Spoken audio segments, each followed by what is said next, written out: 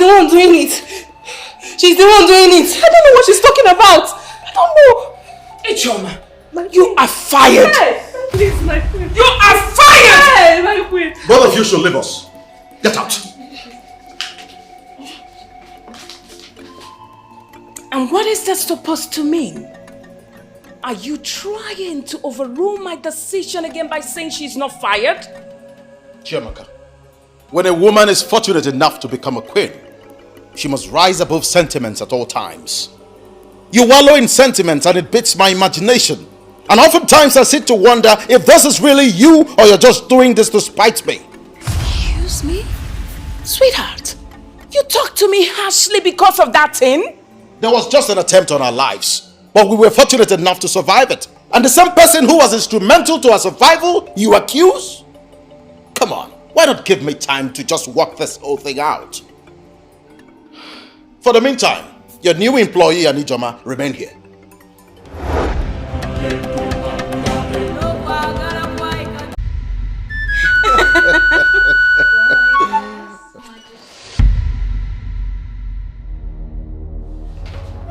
Your Majesty.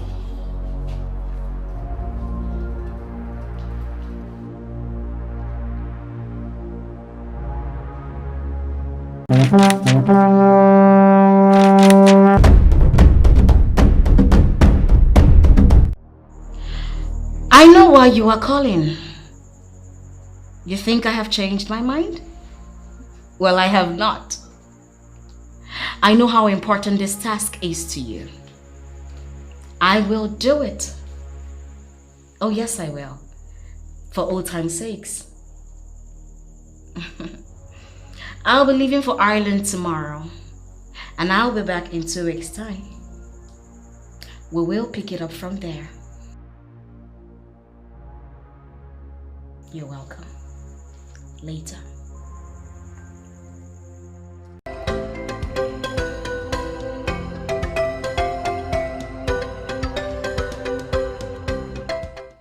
Elders of Omobolo Kingdom, I want to present this matter unambiguously so that nobody will say he didn't understand my presentation.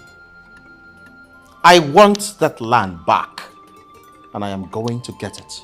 Your Highness, with all due respect, I and every single elder here will advise you to forget that land.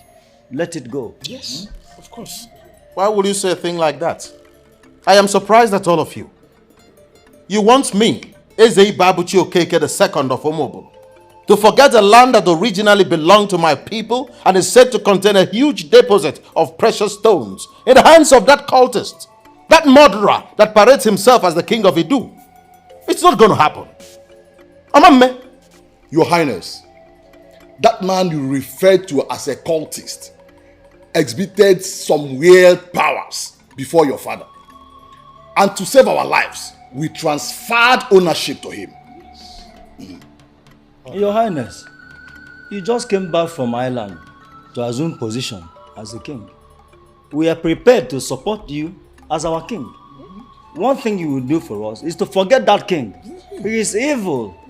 We would not want to have anything to do with him again. I don't want it to look as if I'm being obstinate here. No, I'm not stubborn. I'm that same Ibabuchi who believes in justice. That man used weird powers to coerce you and my father into signing up that land to him. He didn't pay a dime. I want it back, and I must get it. Elders in council do not always like to go back on what they had crossed. Yes. Going after that land is like going after the deadliest king in this part of the world. Without the land and everything in it, you will still be our king. And our kingdom will still be great. Of course I will still be your king. A very foolish king at that. A king who sits in the comfort of his palace, while some people pillage his land. A land that belonged to his people. And he does nothing about it. Listen to me. Ebokote Kwano must forfeit that land, or he pays me in monetary terms the exact worth of that land. Your Highness, do you know what Ibubo means in Igbo land? You dare not say no to a man who asks Ibubo. You dare not lock arms or disagree with a man who has Ibobo unless you are mentally inclined to commit suicide. You do not go to war with a man that has Ibobo, for the ill luck that will come your way will defy logical judgment. Ibobo, as we all know, is an ancient, intimidating aura that accompanies great men, gods, goddesses, and potentates. And Eze, Ekpokota Ekwono, himself is that deity that has Ibobo. People do not argue with such person.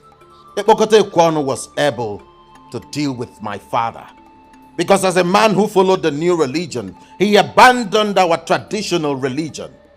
But I, Ibabuchi, am no fool. And since I ascended the throne of my forefathers, I have been associating with Ogbuefi Amandianeze, the one and only traditional priest of Omobolo Kingdom. I must tell you, he has been a tremendous guide to me. My father never listened to him, but I have decided to change things. I believe he can be of help. Your Highness, Ekpokote Ekwono has all it takes. He has nothing. Absolutely nothing. The deity you all believe he has is not actually a deity. It's a useless charm. A charm he prepared himself.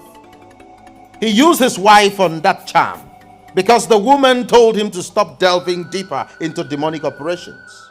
And as we speak, he's trying to get a deaf and dumb woman as a wife. A woman who will not disturb him. And where did you get all this? Eze Ekpokota Ekwono is going to crash. It's an assurance. I want all of you to come together. Let us reconnect with our chief priest. Our forefathers left certain powers for us to consolidate on. We have to come together and reconnect with our chief priest and seek the face of our chief. Your Highness, so you actually came back from Ireland to take us back to paganism. Let us not be deceived, please. There is nothing like paganism in the practice of our ancient religion. Everything has fallen apart simply because we abandoned the tenets of this religion for something we do not know. Let us retrace our steps so that we can finally have an edge over Ekpokota Ekwono and his ilk. He might claim to be the Alusi Nweli Ibobo of Idu, but I will tell him that I am Ofuaka Lotamano Zuorono of Omobolo.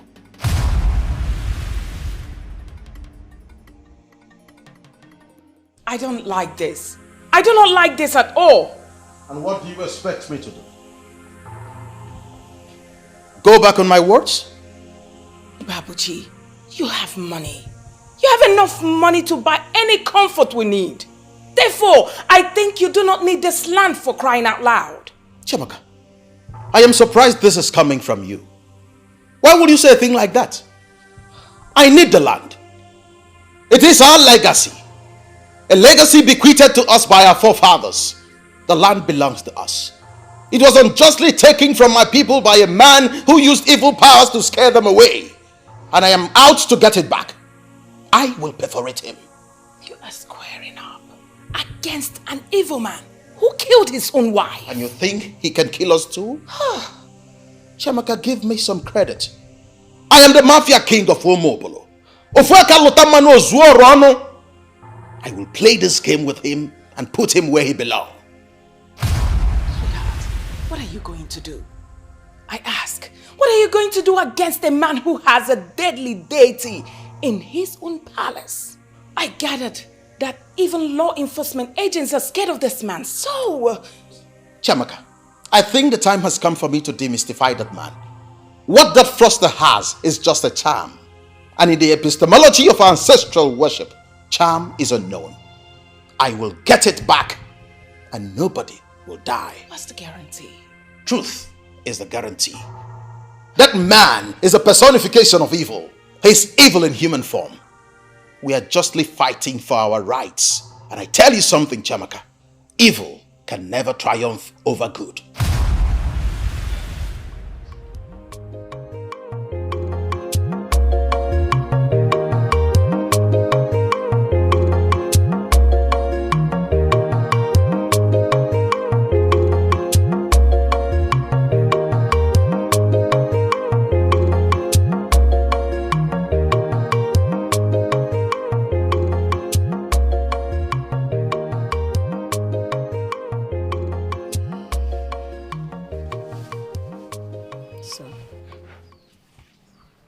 What is it?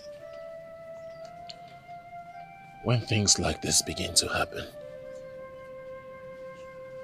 I regret my father's early demise.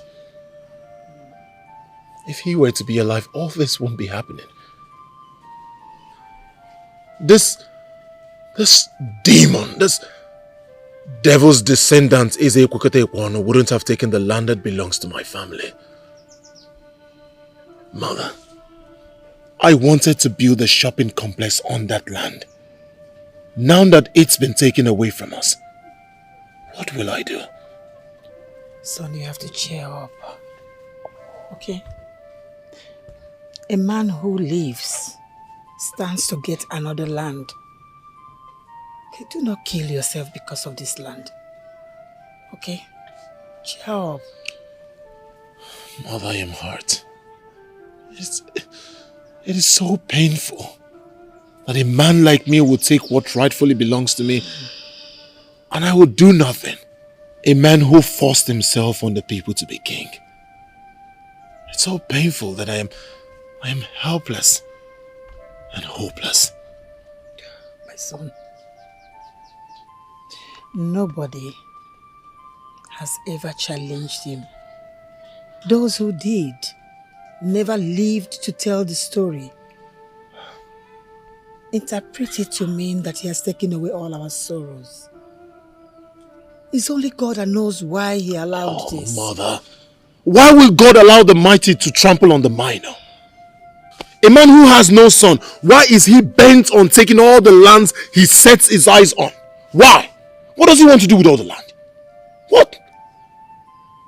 Don't worry, son. You see, he takes all the lands on sight. When he dies, he will be buried in one of those lands. Nothing lasts forever, son. See, he killed others to take their lands.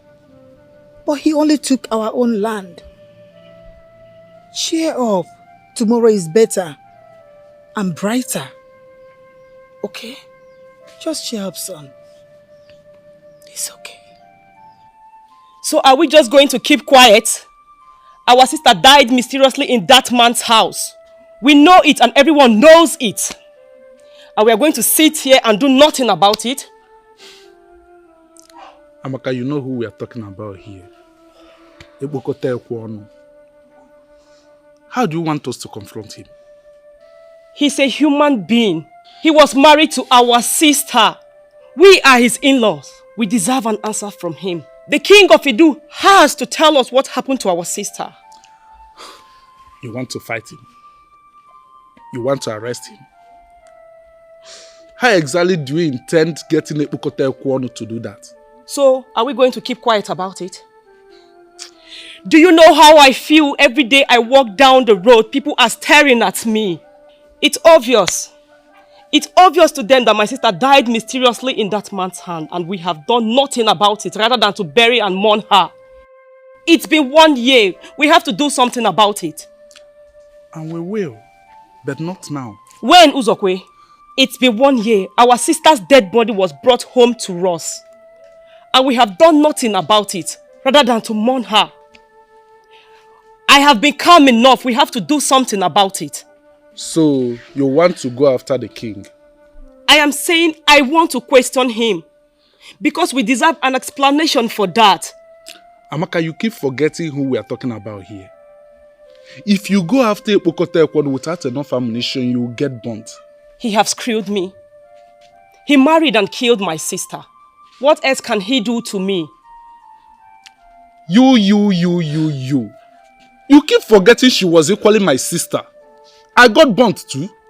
But then, only a fool can get into battle unprepared. Especially when you're fighting with someone like Ebokote Ekwono.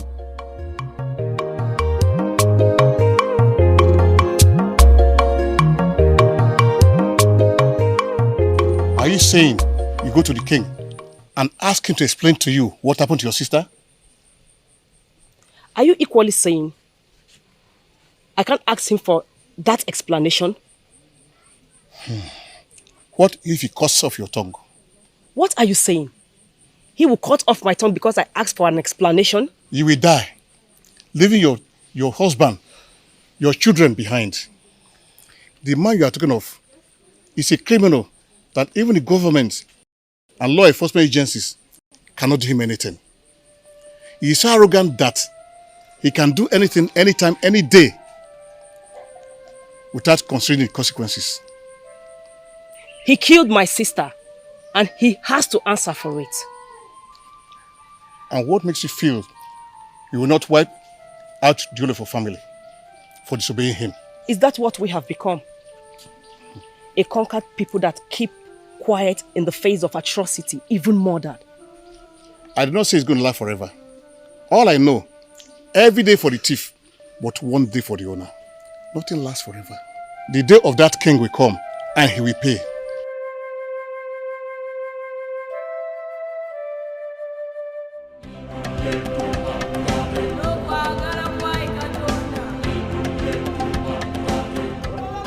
Barristers at law, I am going to go straight to the point.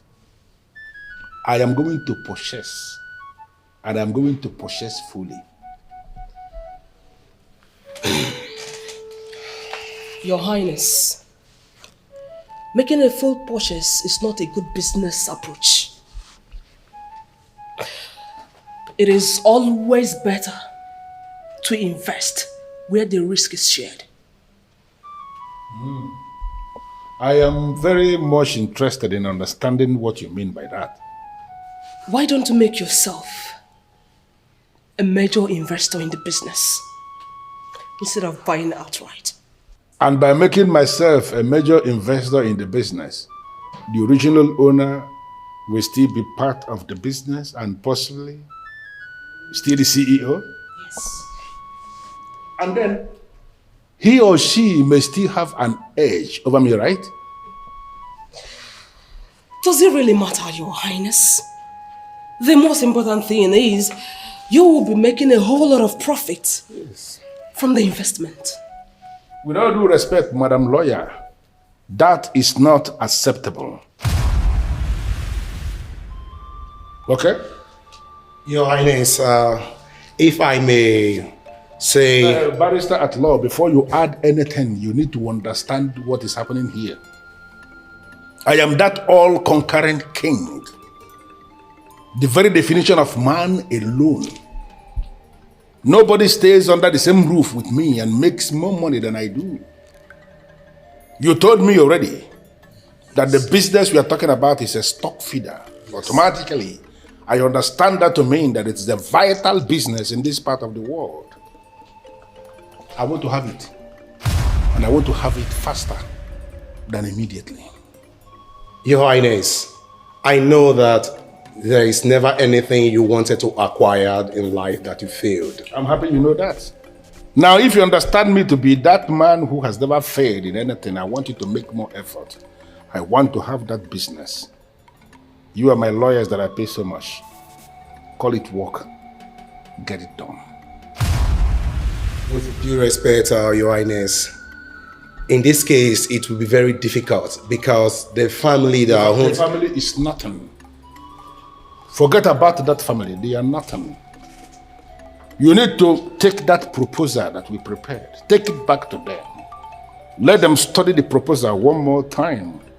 Possibly this time around, they will see the reason to bend. Because that business that I want to buy, I am going to buy it. Okay, Your Highness. We will do just that. Thank you. What is the next agenda? Yes, Your Highness, the competitor we spoke about. I don't want to talk about the competitors.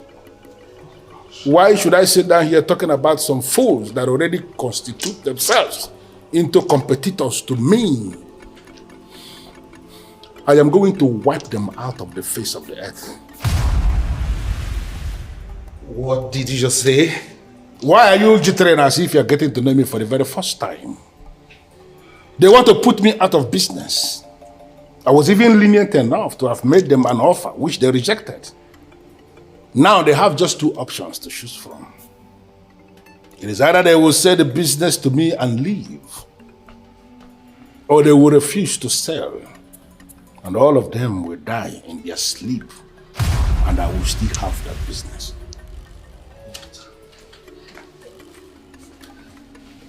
I humble myself before the great deity, sitting as a king of Idu. Has any visitor come to see me in the palace? Yes, your majesty.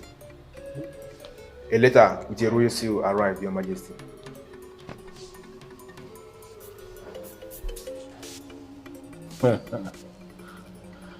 Letter from Ezi Babuchi Okeke of Umobolo Kingdom. It's very obvious that he has decided to come and pay homage to the deity king of Idu. And this will send a very strong signal to other kings. Alusi Weli Bobo, Adi Siengo, Imeli. Am I done with you already? Your Highness. What are you still doing? Thank you for having us. Thank you.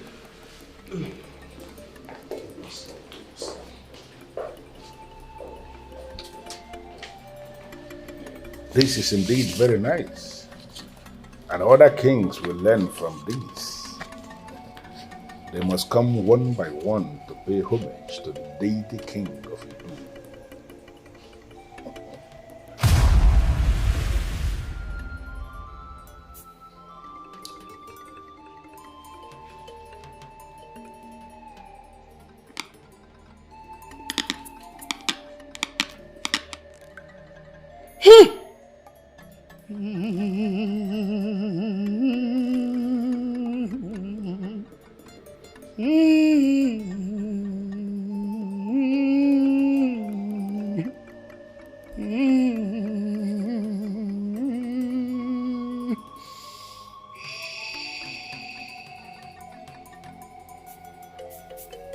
All of you acted in ignorance. You acted in ignorance. You deviated from the ways of our gods, the ways of our ancestors. You ran after a religion you know nothing about, a religion you do not know where it's coming from, a religion you do not know where it is going. You only know the few, the very few you were told.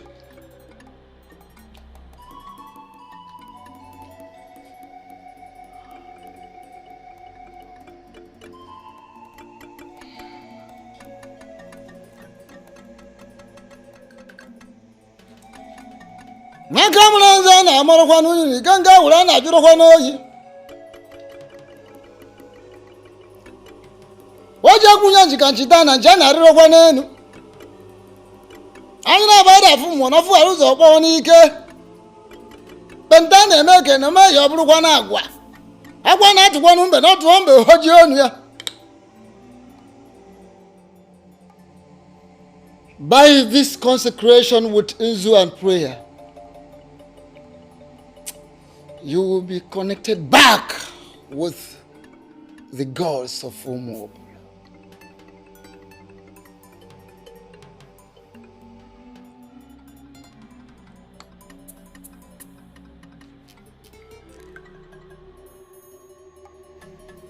Nakamrana na marakwanu nikanga ulana juroyi.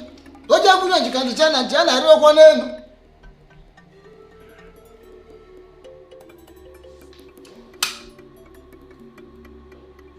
Akamrana na marakwanu nikanga ulana juro kwa nenu. Toja kuna jikandichana jana rio kwa nenu.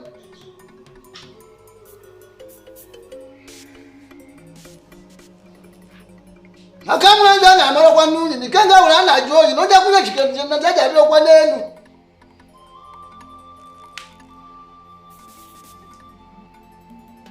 Akamlanza na amara kwa nuni nikanga ulana joyi noja kunya chikachitana chana aria kwa nenu.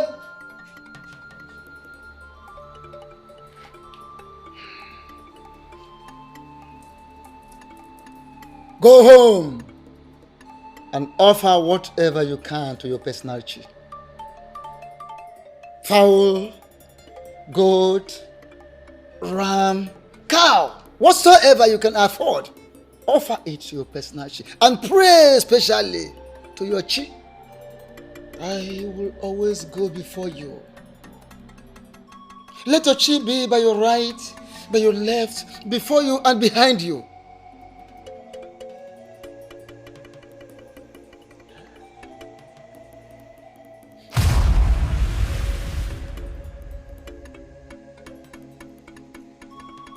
I see an oath, an unjust oath. What is that oath? I ask a question, elders in council, and you are moping at me. I can see an evil oath staring at me. What is that oath? It is that oath that makes you not behave like men. And why am I having this impression that elders in council who vowed to guide me on this path are actually hiding something from me? We are not hiding anything from you, Your Highness. He warned us never to mention this to anyone. Who? My father? Not your father. It was Eze Epokotai Ekwono of Idu. We believe he was the one who killed your father after we signed the land off to him. You can't be serious. Tell me about it. I'm interested. Your Highness, we still don't understand how he did it. He summoned all of us into an occult room and exposed us to a decorated box inside another bigger box. The decorated box of dreaded masquerades? How did you know, Your Highness? A box decorated with images of dreadful masquerades. A box that wielded a nameless power. As we are all being suffocated, your father pleaded with him to spare our lives, which he did, but on one condition. That you sign off the land to him? Exactly. And he presented the paper there in the room, and we signed off the land to him. And he warned us never to tell anybody about that meeting. It was after that evil encounter that your father died. And ever since then, we've decided to leave the evil king alone and mind our business. Yes, of course. Now you see that my quest for vengeance is justified. I must go after Epokote Ekwono, and I must get him. I won't spare him. May all rise. May all rise.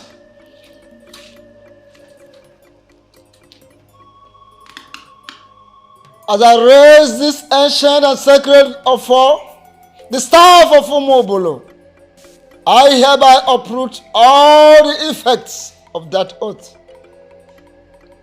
Men who were transported by evil means into an occult room and forced to take an oath can never be bound by that oath.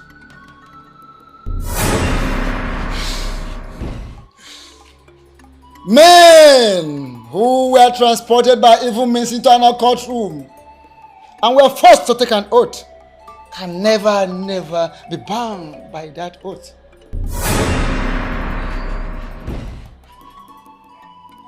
Men who were transported by evil means into an occult room and were forced to take an oath can never be bound by that oath. Men who were transported by evil means into an occult room and were forced to take an oath can never be bound by that oath.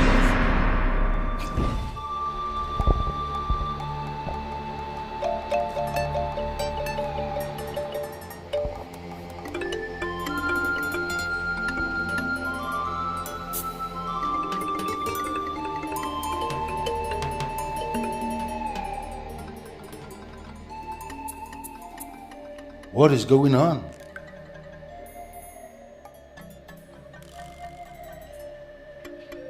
What is this escape that I feel? What is this fire? What is this fire that is raging from afar? Who? Who is this enemy of his own soul that will ignite fire against Eze Bukote Kwono, the deity king of Idu. Who?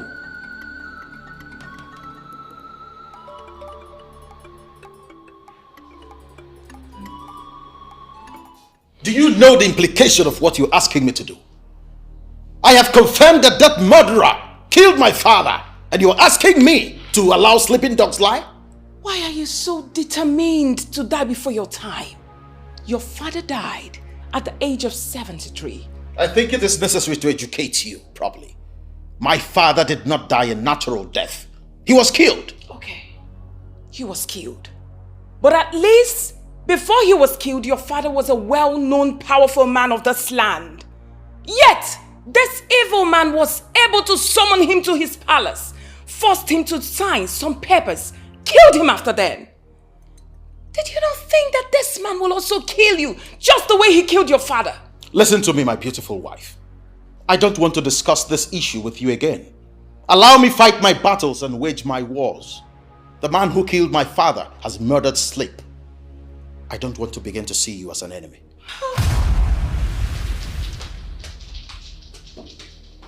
My goodness.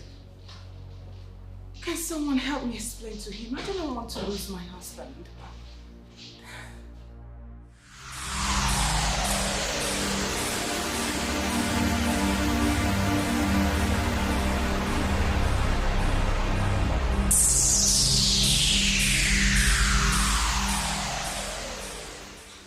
I don't know what it is,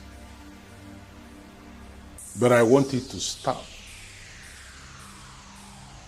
I don't know this fire that is burning from afar, but I want it to stop immediately. It must not get here.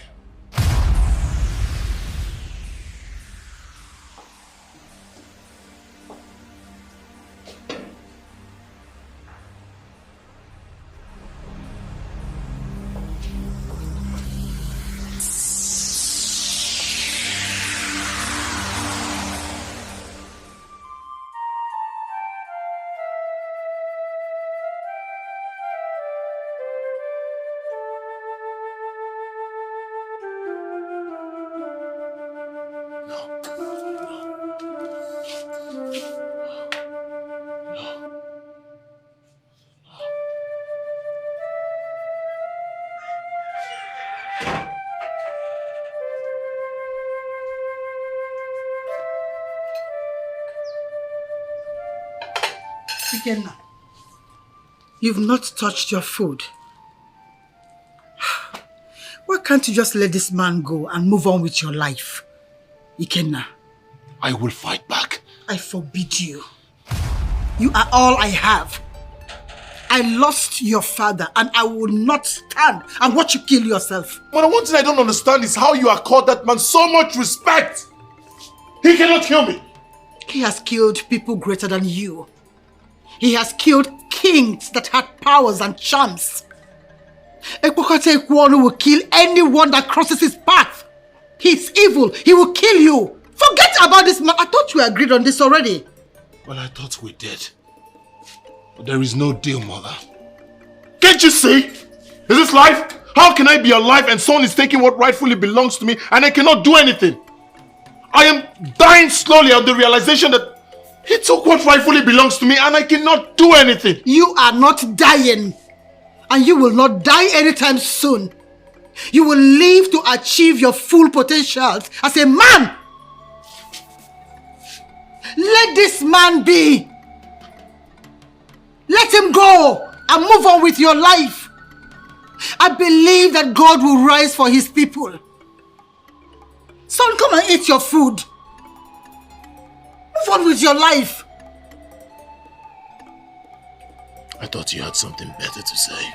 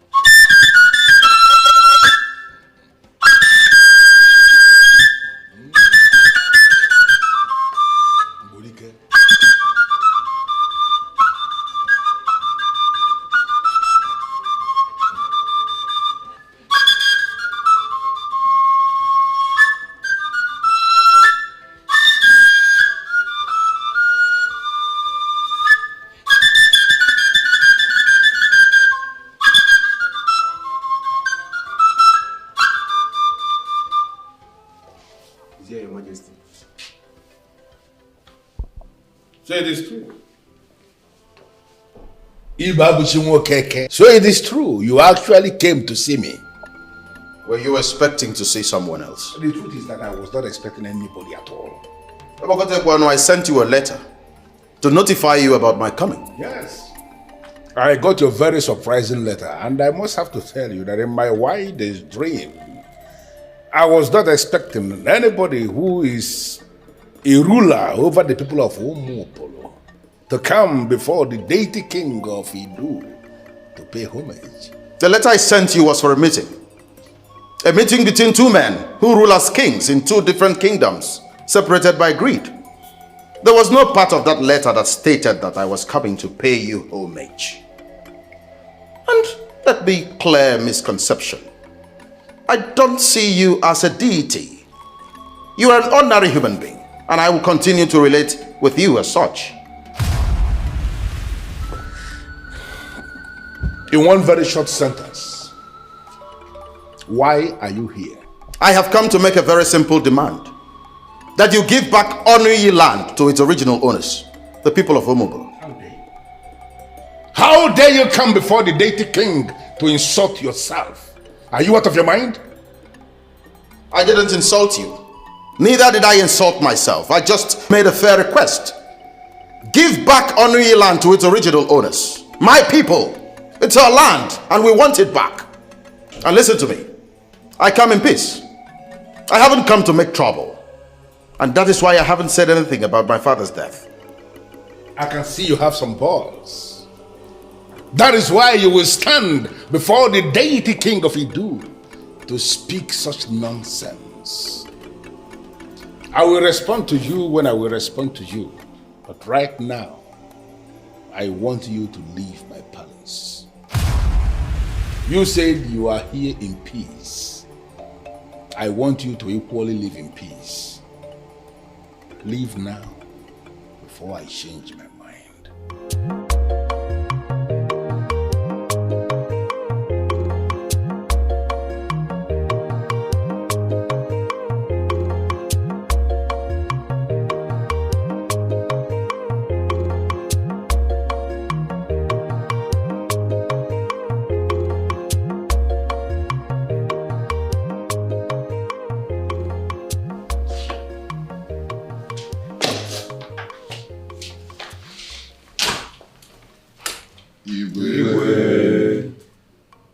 I wasn't expecting you.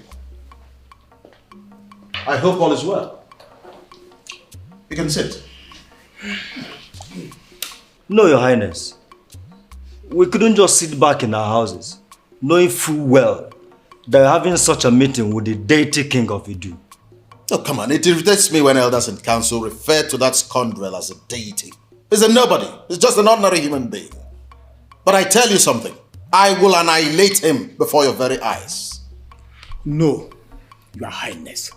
If you knew what we had in mind, you would not have embarked on that journey in the first place. I tell you something. This is war. And we are going to win this war without a fight. Okay, can you tell us what happened back then? You will have seen his face. He was very angry when I confronted him. I told him point blank that my reason for coming was to take back Onui. He stared at me in the face and was so disappointed. And he promised to get back to me. Just like that? Your Highness, he could mean to kill you. He cannot. Because when a mortal oversteps the bounds set by his chief, he will be buried without a funeral. His words could mean a lot of things, Your Highness.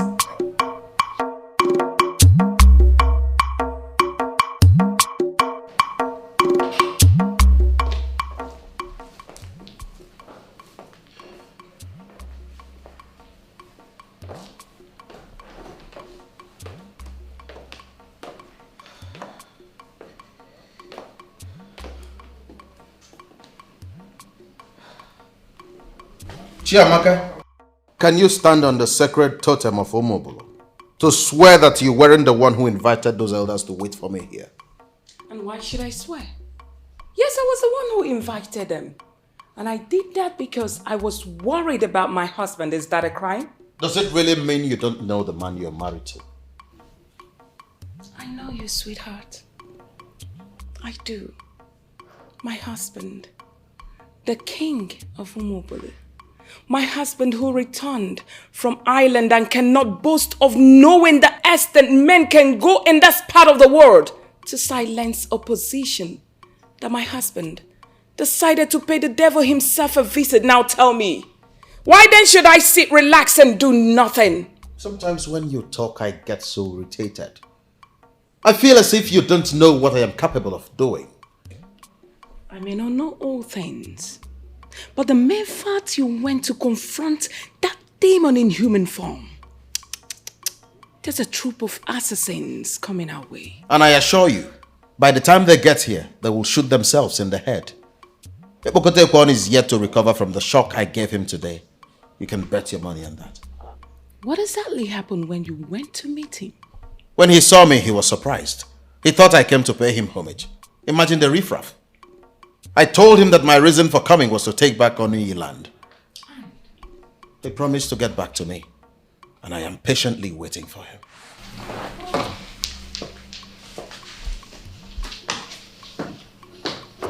I don't get it. Does it mean the man is not really strong as they paint him to be?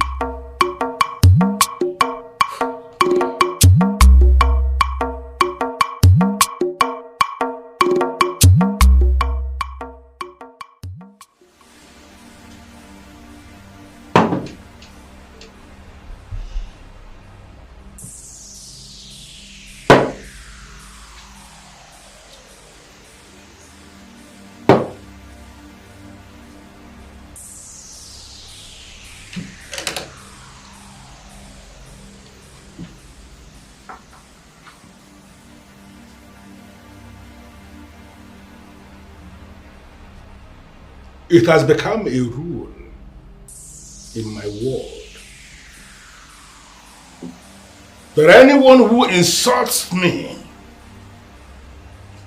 who undermines me, must be invited into this place, summoned into this place to feel the wrath of an angry king. It is only a fool that will step on the tail of an angry tiger. Ibabushi. The fool who parades himself as the king of Umubolo. I summon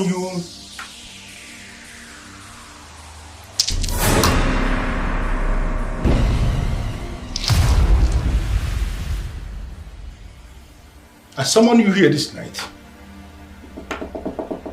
You have to come and explain why I will not kill you before your time.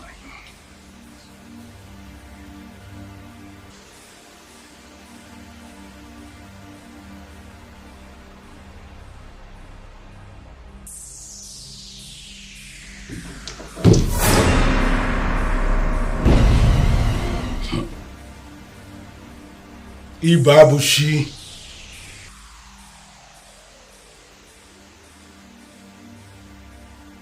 Ibabushi.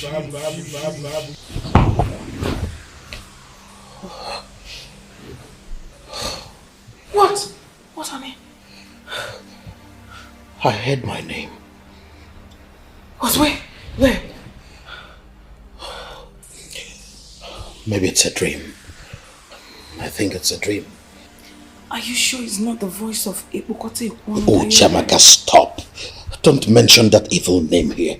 Does it mean we can have a peaceful night rest without having him in our thoughts? Well, I'm just saying at this rate, we should expect anything. Nothing. Nothing is going to happen. I am going to win this war without lifting a finger. Not when the universe is behind us. But... No buts. Let's go back to sleep. No, I'm scared. You shouldn't be. Sleep. Okay?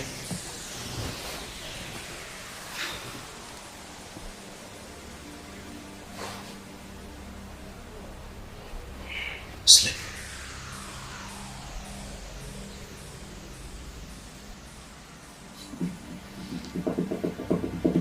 I don't know why you are playing stubborn. It was in this room. Right in this room that I summoned your father with all his cabinet members. It was here that they signed the unveiled land of the king. It was here that I killed your father, Ezibabushio Keke the first, before he went to Umobolo and died a useless death. You must come here this night and you must explain why I will not kill you before this time. Ibabushimo Keke, I am the deity king who rules in Idu. Nobody has ever challenged me. Nobody has ever argued with me. I summon you here this night to come and explain why you are increasingly crossing my path.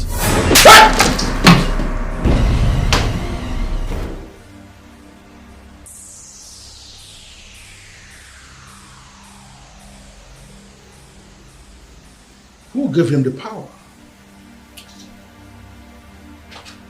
This part of the world is too small to share with anybody who is ambitious.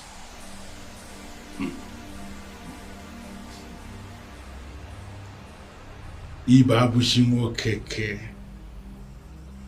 the fool, parading himself as the king of Ibu. For daring to resist my summon, I am going to prove to you that two masquerades can never dance in this way at the same time.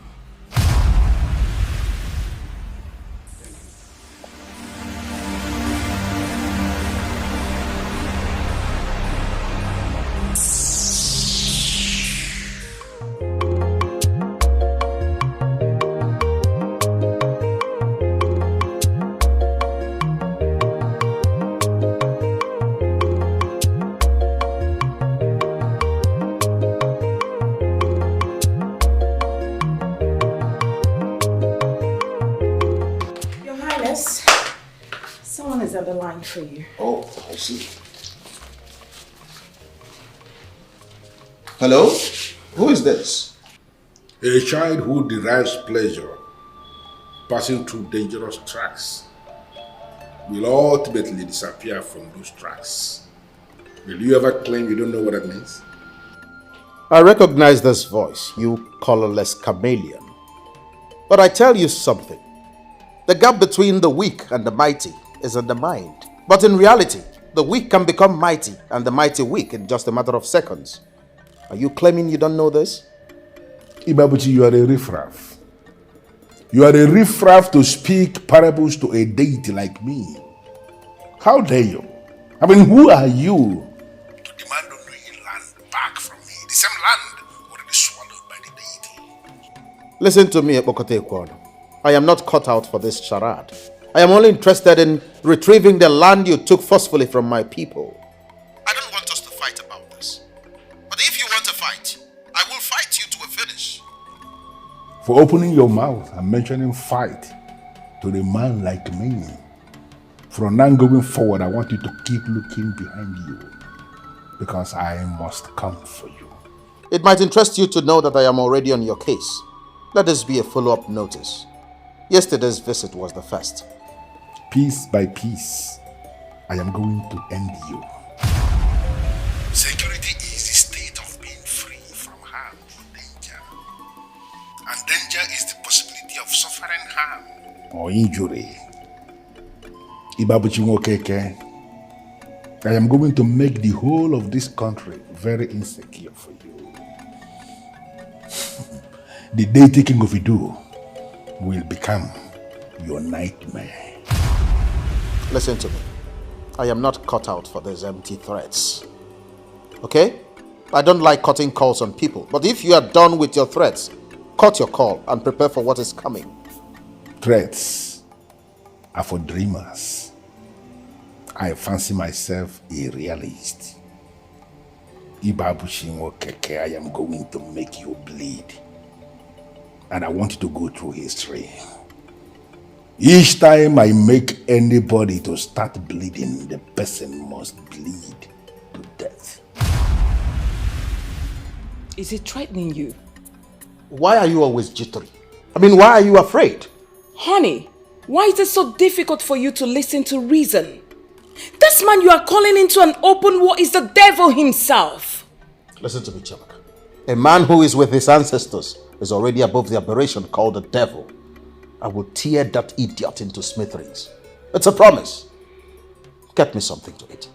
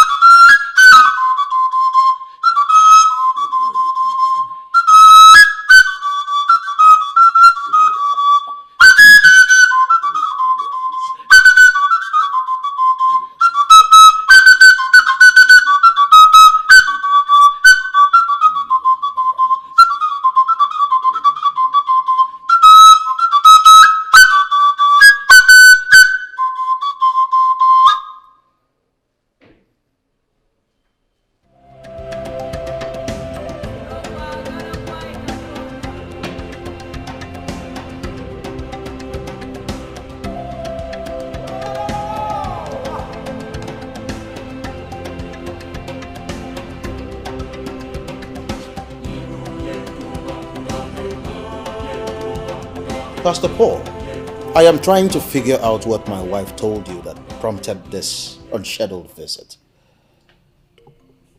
You are waging war against him to reclaim what was stolen from your father. If I may ask, Your Highness, at what cost? Costs?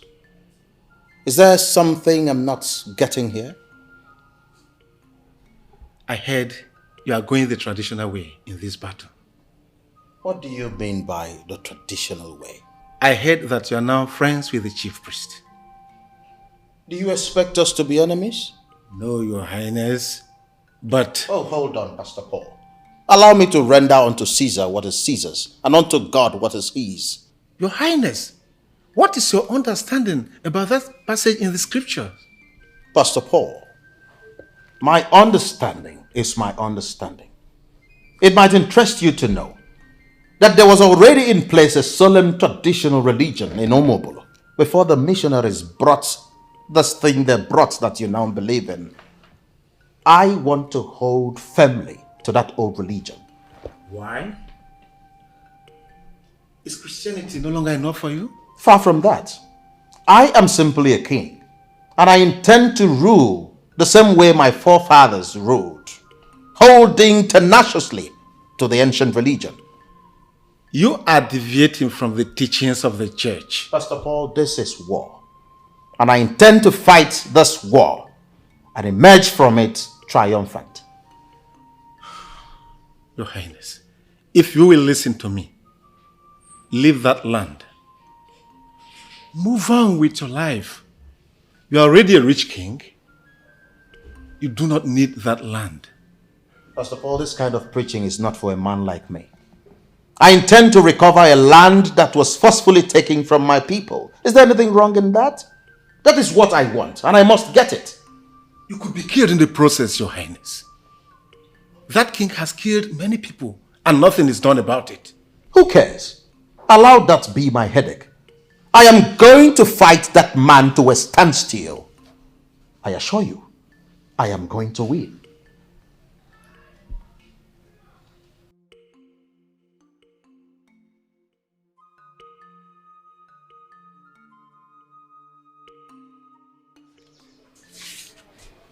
My queen, I advise you pray for your husband. I don't understand, Pastor. I can't explain why a well-traveled man like him would choose a forgotten religion over the truth. Pastor, that's exactly why I called you. My husband believes the truth lies in his ancestors. Yes, he said something like that to me. And he is determined to see this to the end. Pastor, honestly, I'm scared. My husband is going to get killed. Pray for him. That is what you are going to do. And I'll do the same. Do you understand me? Let us pray for him. Go in and relax. God is on your side.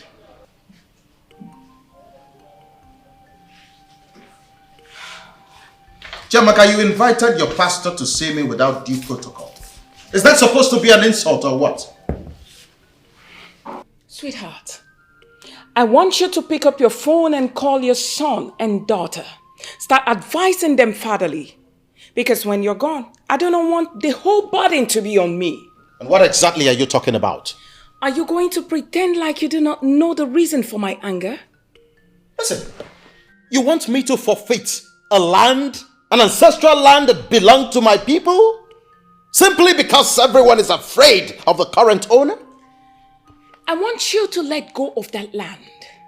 Because the current owner will kill you. I want you to stop this stupid fight of yours because it's not going to end well. And I also want you to end this ridiculous relationship you have with your chief priest. Ask me why. Because in this modern age and time, it will only make you look stupid. Chamak, I have nothing against the Western religion. But as a learned man who has traversed the nooks and crannies of this world, I have come to the realization that there are certain aspects of our traditional religion which our forefathers practiced that ought to be upheld. I'm not being hypocritical here. No, not at all. It's called being wise and giving honor to whom honor is due. No matter where you go in life, a time will come when you will need the support of our ancestors. I'm only paying my respects so that when that time comes, I won't be left out in the cold. Are you going to start going to the shrine and possibly making sacrifices to the deity of your ancestors? My beautiful wife, you have to understand where I am coming from. A piece of land, a piece of ancestral land that legally should be ours, was forcefully taken from us by a usurper, a criminal. And you want me to let that go? It's not going to happen. Listen to me. It might interest you to know that diamonds and other precious stones have been found on that land. You want to let that go? We have investments, no doubt. Investments everywhere. But now we have a diamond vomiting land. Think about it. Countries have gone to war for less. Sweetheart, all I'm saying, I do not want anything to happen to you. That's all. You are my life. Please. I understand you perfectly, my queen. Nothing will happen to me. Okay? So quit this fretting and fidgeting. Nothing will happen. I will go for that land and I must get it.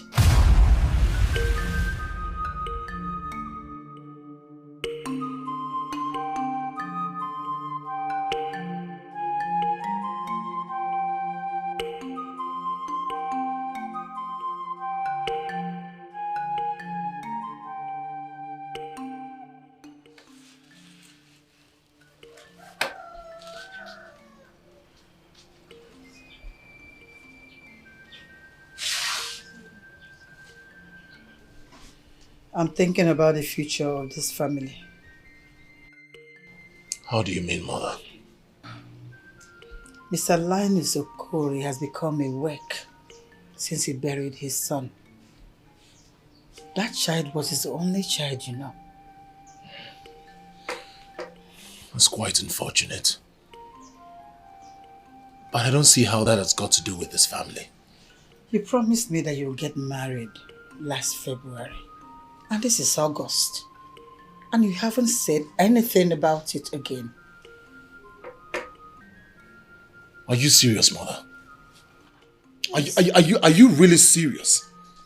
I'm still at the cost of fighting, trying to take what rightfully belongs to me, which a fellow man like me took away from me. And you're asking me to go get married? Or let's assume I get married. How do you think she would see me? A loser, a failure, a weakling. And she would continue to remind me every day of my life. Is that what you want? So you want to put your life on hold because of an evil man who does not think of anyone else except himself? You are my only son. And only sons like you should marry early. Really? Yes. All right. Let me state this to you loud and clear for the very last time. I am going to continue to fight until I take back what rightfully belongs to me. And afterwards, I will take a wife and give you grandchildren. Are we clear on this?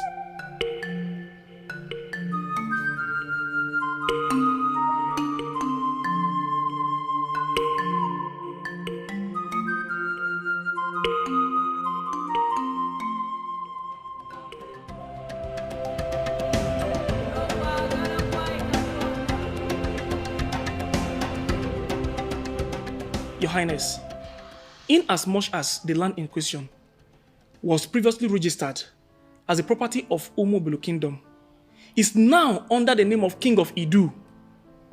Land officer, I understand exactly where you're coming from. But Eze Bukote Kwano used evil powers to take that land from my people. And I want it back. Your Highness, we in the land office know the history. But the truth of the matter is, we don't want to be involved in anything that has to do with King of Idu. Your Highness, he's dangerous. Listen to me, young man. I think it is pertinent for me to educate you a bit. Every human being is dangerous to a certain degree. Nobody has the monopoly for violence or nuisance. Not at all. He might be the legal owner of that land as we speak. But I tell you that he didn't pay a dime to my father. Are you trying to tell me that I cannot contest ownership? Is that what you're saying? You can go ahead, Your Highness, but only inform us after you win.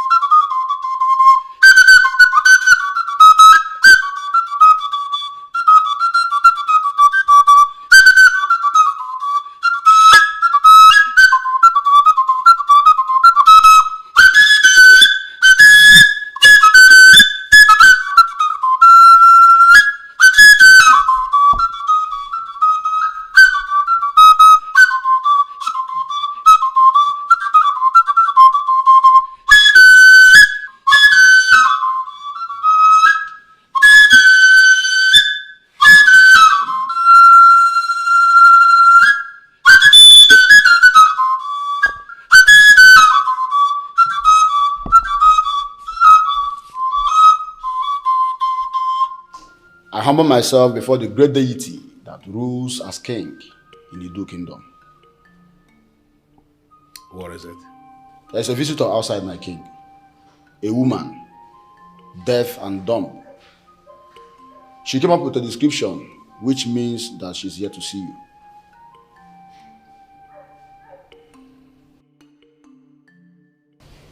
Benson. Yes, Your Highness. I read the letter you dropped in the palace suggestion box.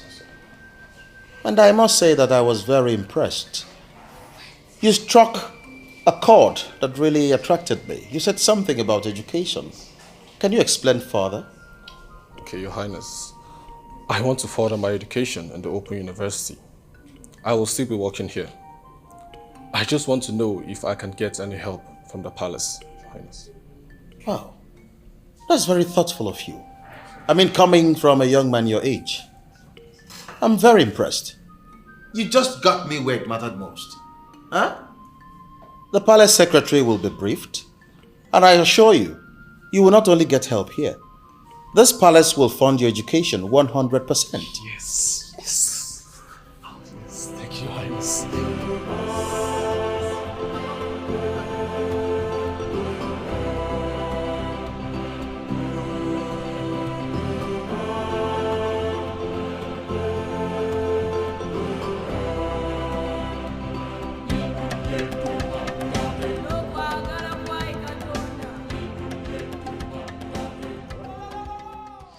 Kábíyèsí o, kádé pẹ́ lórí, kí bàtà pẹ́ lẹ́sẹ̀. Kábíyèsí, báàkọ̀, bá lè kú, ìpẹ̀ là ń gbà. In my place in Owo, where I come from, we are never tired of consoling a man who has lost his wife. So I console you, Kábíyèsí, on the loss of your wife. The strong man of Owo, please. I didn't invite you all the way from Owo to come and sympathize with me on the loss of my wife. That page is already closed in my history. She is dead and she is forgotten. I'm sorry to say this. I called you here because I want you to guide me. I want to marry another wife. That idiot wife of mine was into the business of poke-nosing into things that do not concern her. And she met her end as a result. Now I want another woman. I want you to help me find the one who will not have time to interfere in my private things. The wife who will concentrate on her duties as the queen of Edu.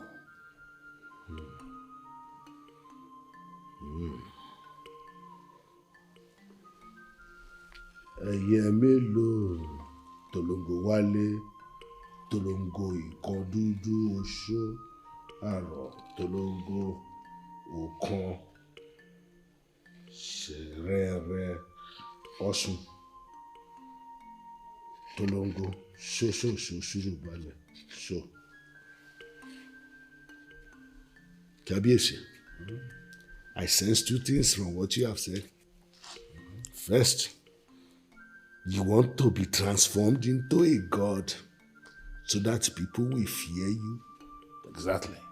Two, you want to take another wife to replace the one you have ended. Well, almost what I just told you now. Barely. You will get another wife, Kábíyèsí, but that wife must be deaf and dumb. Are you out of your mind? I mean, how can you say that? How do you expect a king of my class to file out with a queen who is deaf and dumb? And I'm man. Kábíyèsí, it is not me who wants it. It is the gods that have designed it. For you to become the powerful king and deity that you want to become, you need a woman that is deaf and dumb to open the doors for you to become that deity which you want to be. Bẹ́ẹ̀ni, Kábíyèsí, she must be deaf and dumb. Well, I think I understand where you are coming from, and I think I understand what you are saying. You want me to marry a classy woman, vibrant, good-looking woman who can be presented as a queen, and then I will use the powers I have to transform her into deaf and dumb. Kábíyèsí, that is not what I have said. That woman must be deaf and dumb by nature. That is, even before you meet her, she should be deaf and dumb. How can you say that? Deaf and dumb women To the best of my knowledge, are not classy. I have never met a deaf and dumb woman who is beautiful. No. Even if when they are beautiful, you will still discover that something is wrong with their class. To the best of my knowledge, deaf and dumb women in this part of the world are beggars. Is that what you want for a man of my class to be married to a beggar? Kabiyesi, rara. It is not me, oh. But Kabiyesi, the powers you have are able to find such a woman for you that is deaf and dumb. My advice is that when you find such a woman, Kabiyesi, marry her quickly, Neo. Marry her quickly. Because she's the only one who will open that door for you to go and become that deity that you want. Kabiyesi. Deaf and a dumb woman. Torí wípé a fi ọ́ jọba, ó ṣàwọn rẹ̀. Ṣé o fẹ́ ká fi ẹ̀ṣọ́ Ọlọ́run ni? I need no soothsayer to tell me you are the one. Beautiful, deaf, and the dumb. The deaf and the dumb woman I've been looking for. I know you may not hear me, but I am convinced from the deepest part of my heart that the forces I am obedient to are the ones who brought you here today to assist me fulfill the very special purpose in my life. You will come with me now. You will come with me.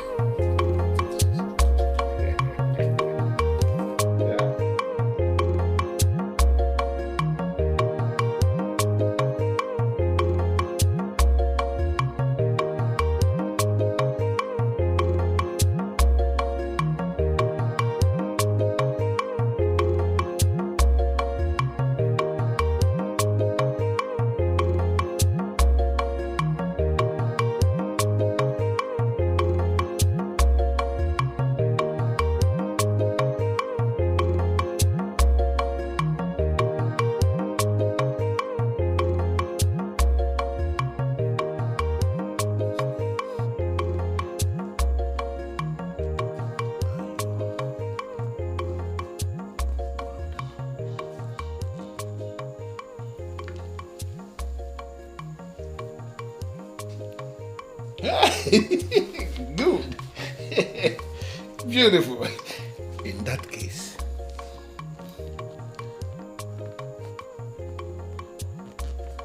you have become my wife.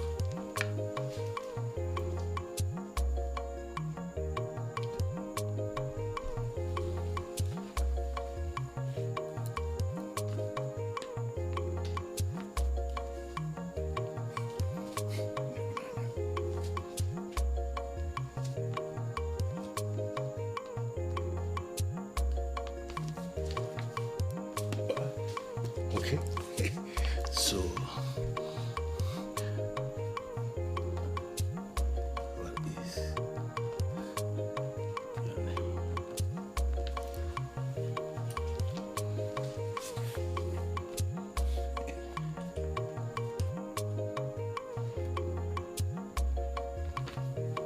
Rebecca. Hey.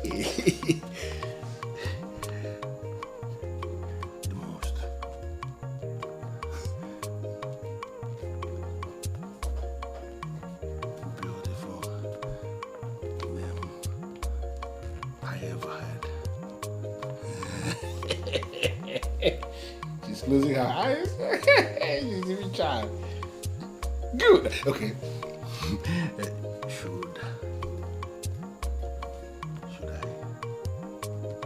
take that as a yes to my proposal? Hey! Come here. Come here. Hey!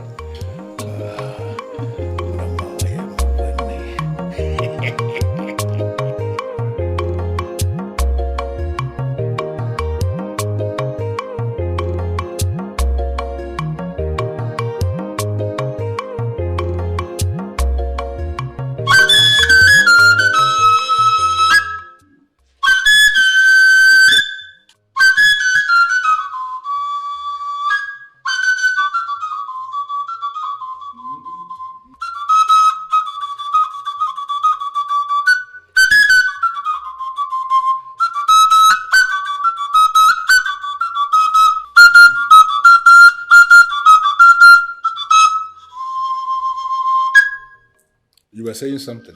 Yeah, Your Highness. How can you say you met a woman yesterday and today you want to marry her? Well, Ishiawafwe, you are wrong when you say I want to marry her today. For I have already married her. That same yesterday I met her.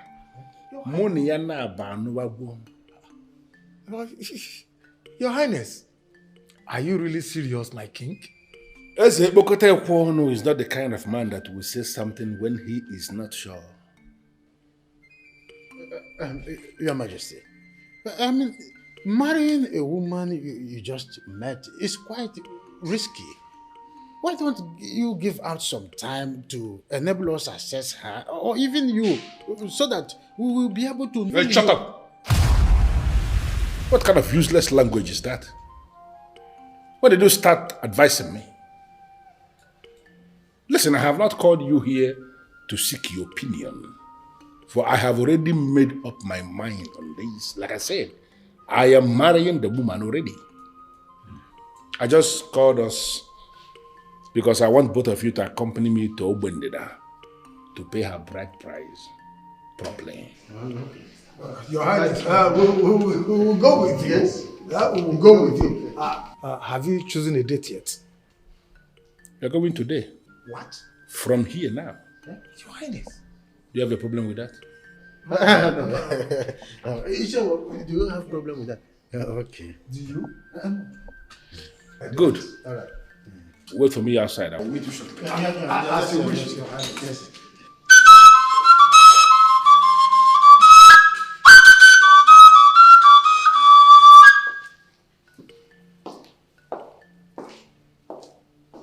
I have tried stopping him, but yet my husband is so determined to go into war with this devil.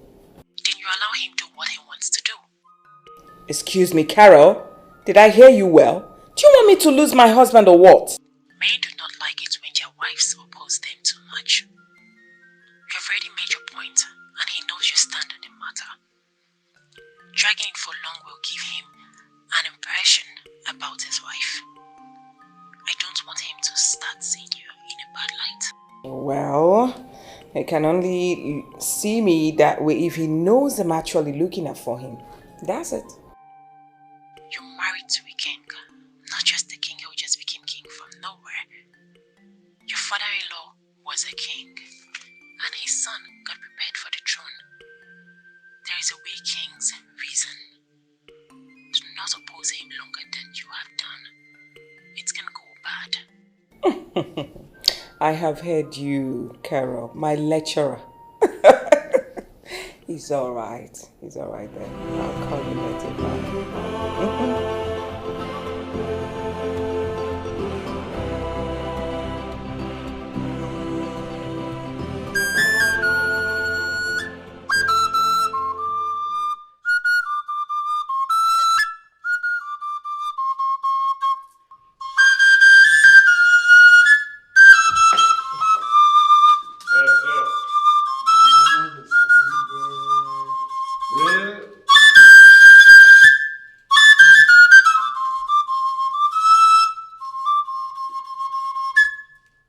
This is indeed an important brief to all the palace workers.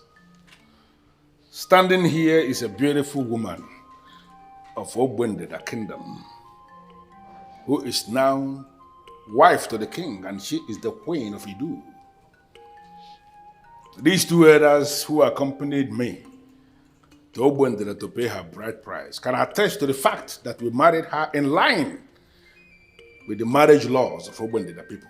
Your Highness, our queen, as the leader of the elders in council, I welcome you to this palace, where the ancient staff of Idu Kingdom rests. You're welcome, and your stay here will be glorious. Our queen. There is something that you are missing that I need to clarify you. What's it, Your Highness? You followed me to Obendida to pay the bride price of a woman that you did not even see. She is the one. Yes. The beautiful woman of Obendida that I have married, who is now the queen. But she cannot hear you because she is deaf and dumb. Your Highness, you said I am certain you heard me. That she cannot speak or even hear what we are saying. I not. Do you have a problem with that? No, I cannot have problem with that. I have not always have problem with your orders and narratives. Good. I like that. Yes. You see, she is the beautiful woman of Obundida. Yes. And she is now the queen of Idu. Yes. And nothing can ever change that. Yes. Uzondo. Yes, Your Majesty. Please get something very nice for the elders to drink. Yes, Your Majesty. I will be back with you shortly. Let me take her back to the room.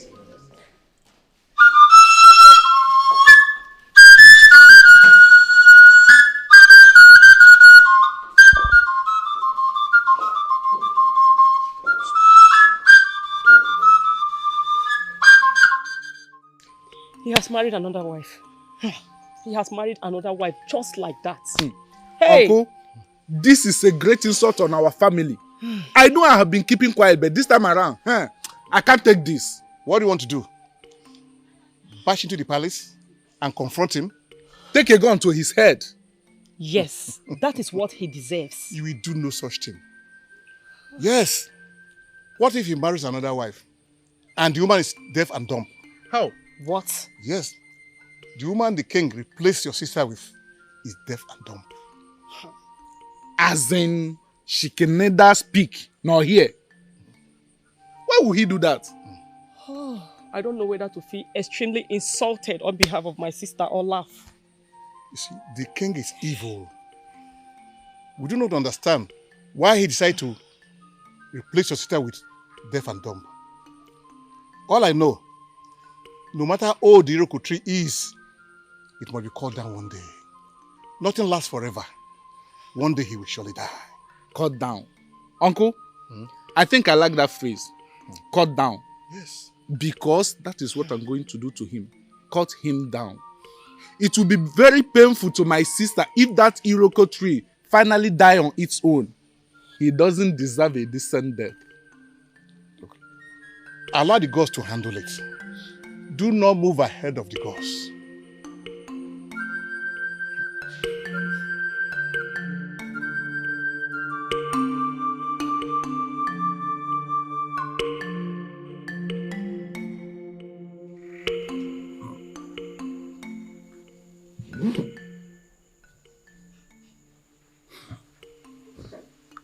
Deaf and a dumb woman.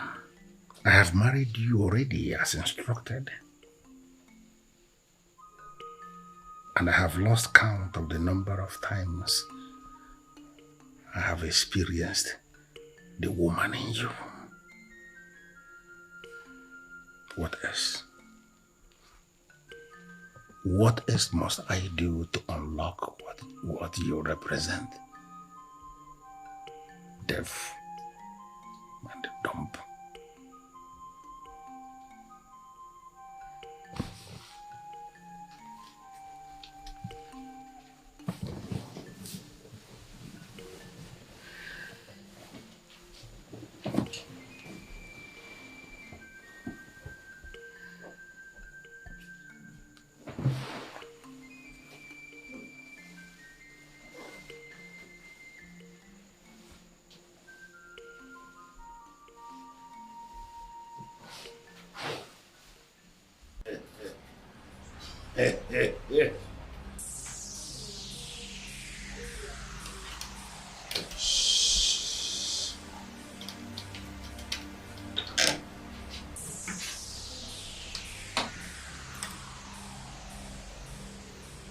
The decorated boss of deadly masquerades.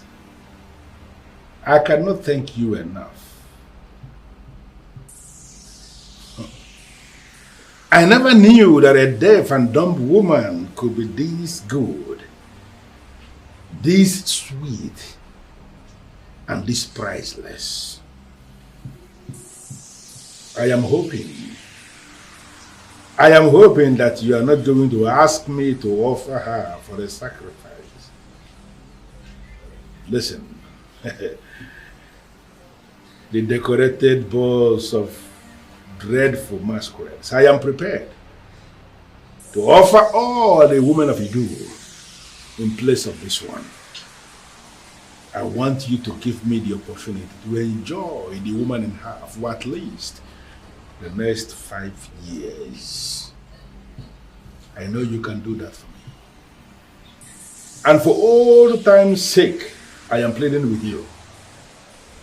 Is there a way you can assist me? Is there a way you can help me to unlock what she represents in my life? Do it for me, for old time's sake.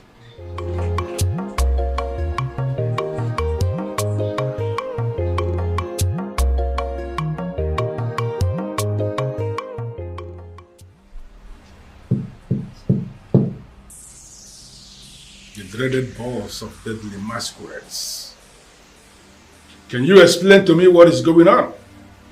I have just summoned the Babushiwo Keke, the fool who parades himself as the king of Umobulu, to come here and explain himself. Why is he not here? You summoned the Babushi, and his chief is here. What do you want? Hitchi? I have never summoned Hitchi. I have no business with Hitchi. I want to deal with Ibabushi Okeke, the second person. He has committed a whole lot of atrocities.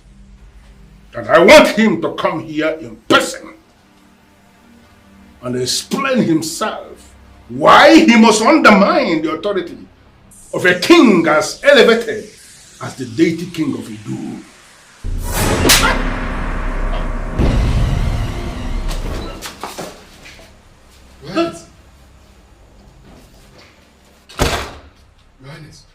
What are you doing here? In this main building of this palace at this time of the night? Your Highness, I'm sorry, Your Highness. I heard someone scream. That's why I came up. You know it's my duty to protect the palace. Protect which palace? Who told you you are the one that protects the palace? Didn't I warn you and all the people working in this palace that nobody must come to this main building once it is 10 p.m.? Didn't I warn you? You did, Your Highness. But nothing. For attempting to see what you are not even qualified to see.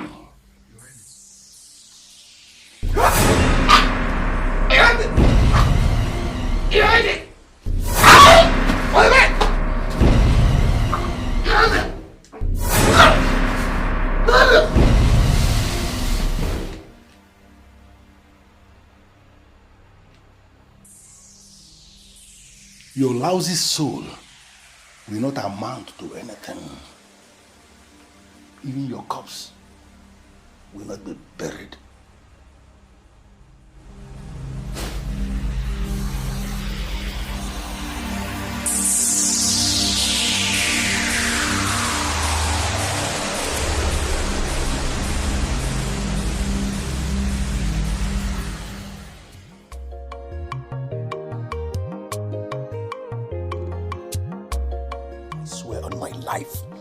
It was my father I saw.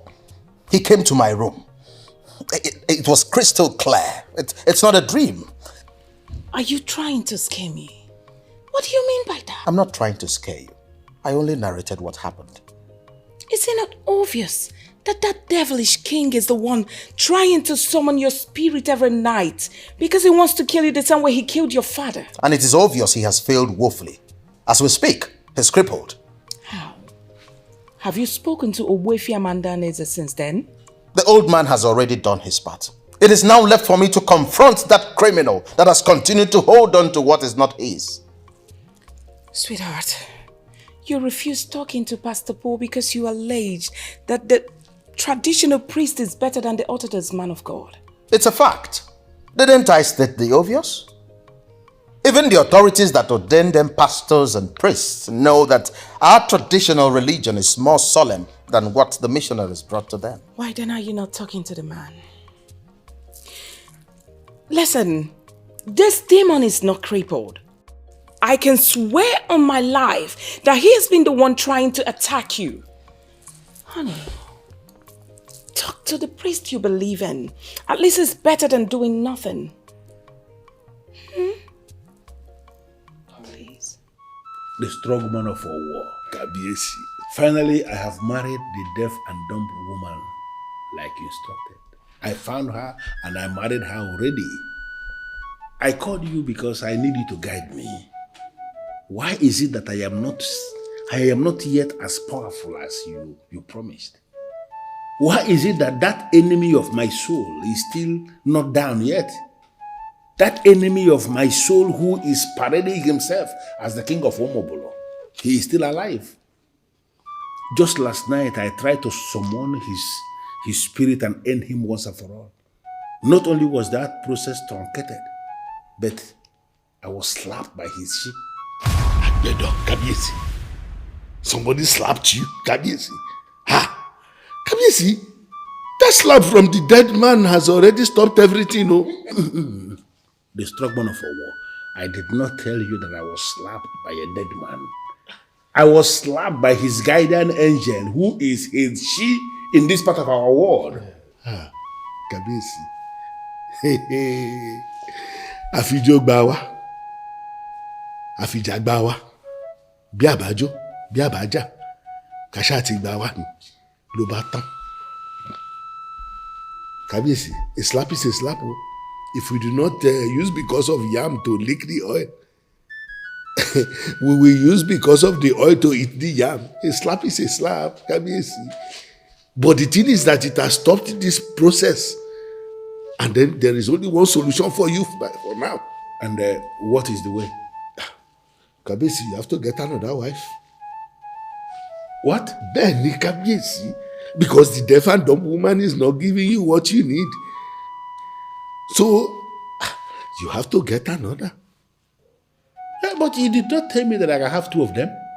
Kabiesi, because signs are showing that she's not the deaf and dumb woman you should have.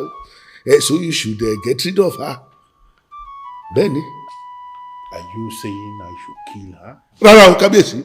I have not said you should kill her. Just divorce her. Why are you saying that? Can you be saying that kind of thing?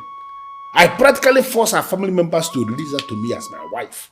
How can I possibly go back and say that I want to divorce her? It's going to sound stupid and make me look basic.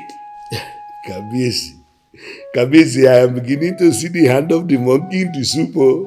Which monkey and which soup? Kabiesi, from the way you sound, it looks like you have already started falling in love with this one. The strong man of war. I never knew that marriage to a deaf and dumb could be this sweet. The woman I'm telling you about. Too sweet. Kabiesi. No matter. The woman is beautiful, no doubt. You will use sense to deal with some things when we are another. But Kabiesi, the truth is that you cannot have two of them. You can only have one. Yes, man, Kabiesi, only one. Then you have to look for another means to deal with that your friend, enemy. Kabiesi, Babushi. Yeah, before it is too late. Ben, Kabiesi.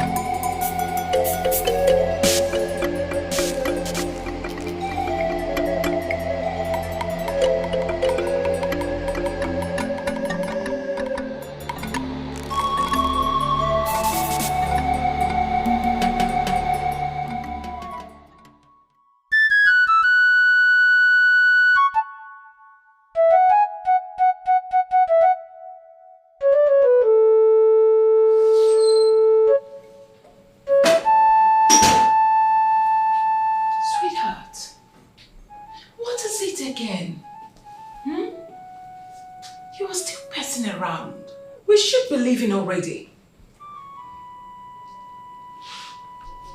Chiamaka, Yes, darling.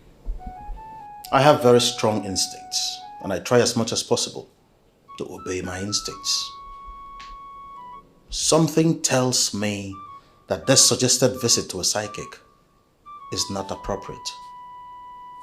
We are up against a very formidable foe, a man who is deeply rooted in the occult, and the best way to handle him is to go the traditional way. I am convinced that your psychic cannot do anything about this. Oh, come on, sweetheart. Trust me on this one, okay? I know your chief priest is a good man, no doubt. I know he's doing everything possible to guide you, yes. But believe me when I say there is nothing wrong with you briefing another authority. Yes. Okay? Now you tell me. What do I tell him when we get there? Don't tell him anything. Even though I do not know how those guys work. But they will solve this without even hearing from you. True. All right. It's okay. But one more thing. I don't want you to gloat over this. I don't want you to take credit for this. That you convinced me. For I am not convinced. I am only doing this because of the love I have for you. I love those words. Thank you, sweetheart. For the fact you're going with me. I'm happy. Come on.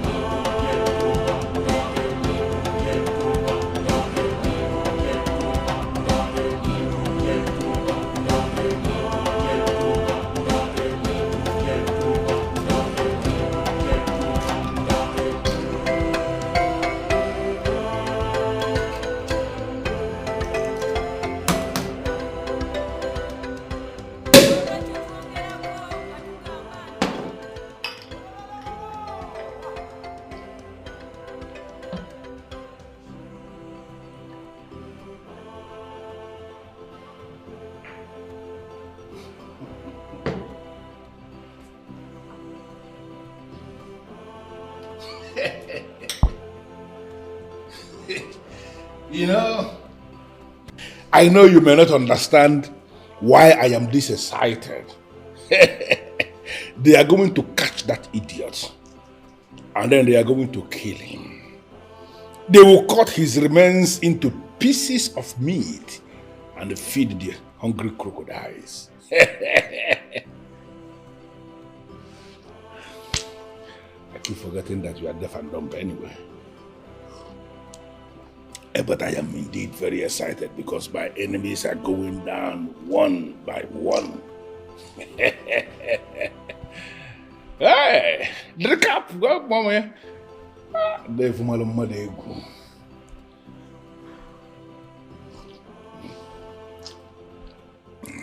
Are you being serious with me right now? That you are not going to report this matter to the police? Sweetheart, you tell me. Where exactly do you want the cops to go and find them? You said it yourself back there. You know who sent them. You even sent them back with a message. So why are we not following it up? Chiamaka, I am a king. And a king should behave as one at all times. I agree with you. But you are up against a king who does not act like a king. He is a corporate here. And we need to follow him up with the law. I am highly elevated in the real politics of Igbo land. Ebokotekwan is a failure, and do not expect me to join issues with him. I wouldn't be found dancing naked in the market square with him. Not at all. You called him a failure because he failed today? He has failed since the beginning, and he will continue to fail. Why? Why are you being stubbornly relaxed about this whole thing? Why? I don't get it. Do you have that much confidence in your chief priest? Not at all. But I have confidence in the ability of good to triumph over evil. I just caved into your request. I followed you to see a psychic. And what happened? We got waylaid. And thank the gods we survived it. Let me tell you something. What do you think blinded those boys?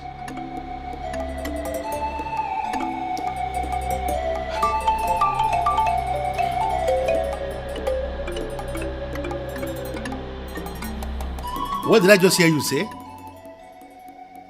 You went blind before the fool I asked you to go and kill? What are you saying? Are you mad or something? What tales are you telling me?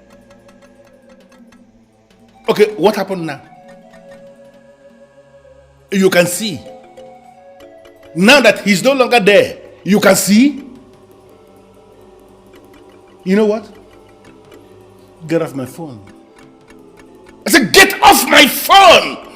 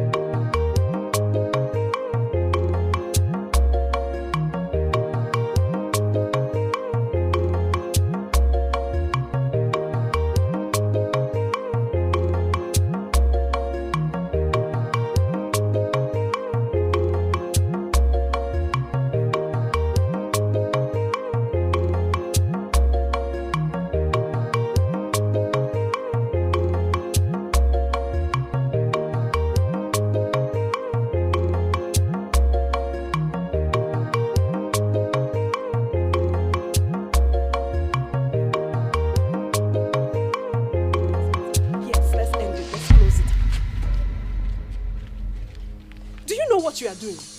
I am a maid that works for the king. How did you collect my phone? Shut up! Give me back my phone.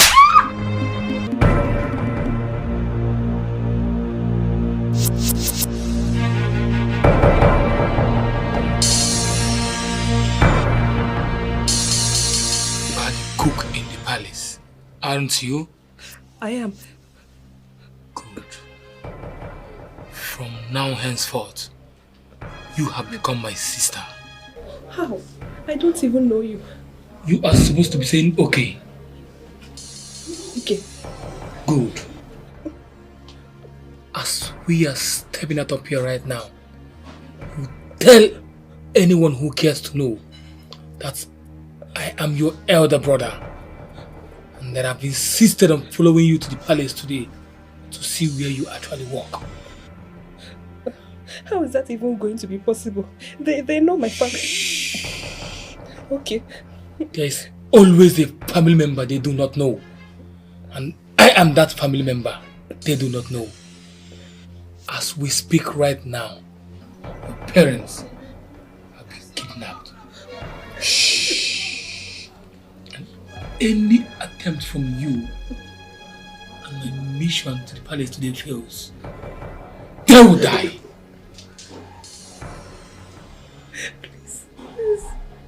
Spare my parents.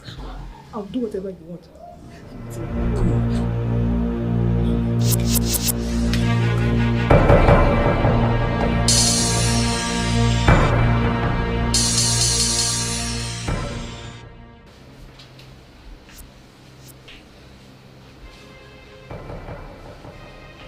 Where is your kitchen knife?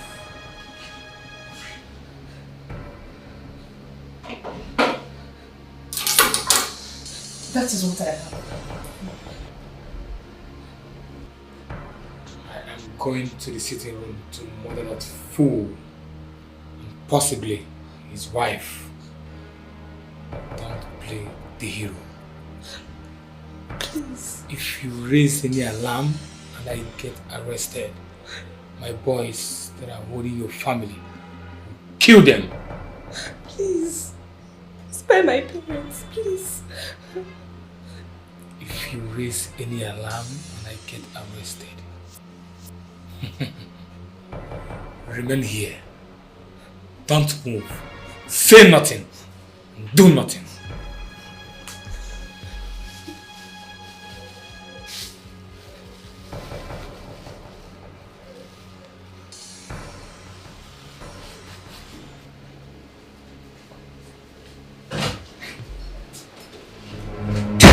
Please help me.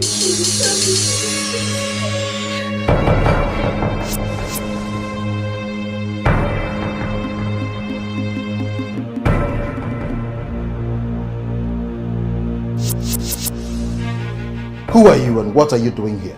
You will soon find out when you join your ancestors. How dare you?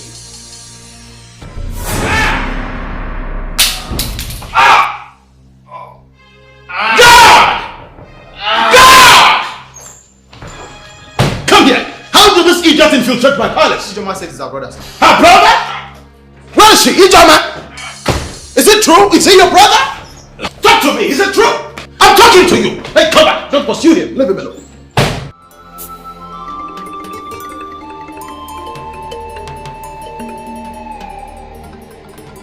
Tell me, is he your brother?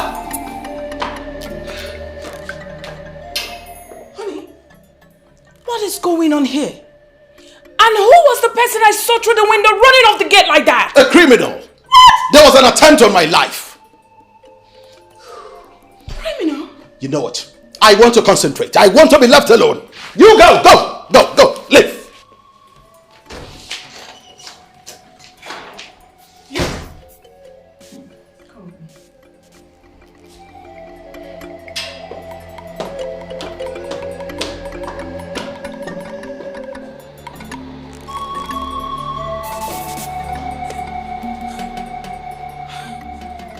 I should have known that no one attacks a king in his palace and survives it.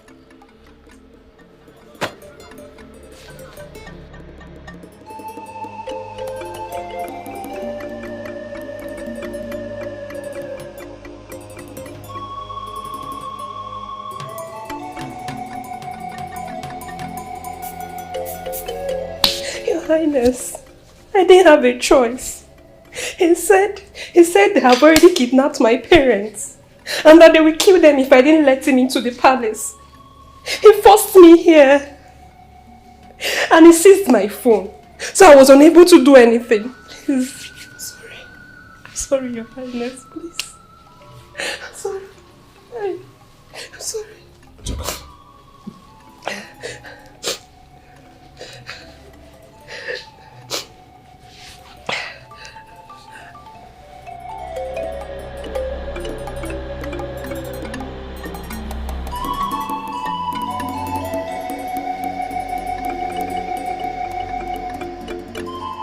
Why am I having this feeling?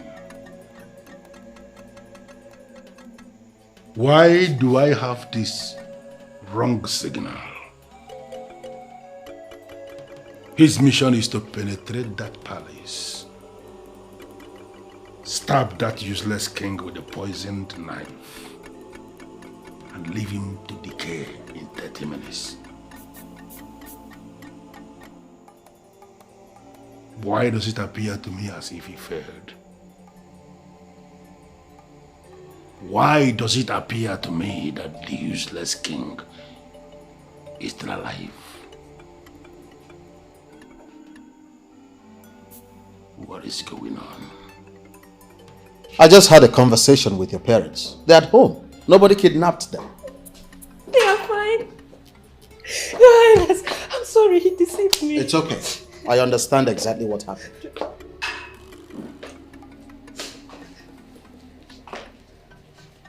Your Highness, I do not know what you were planning. But this girl who brought in a criminal to this palace is fired. No, she's not. She's not.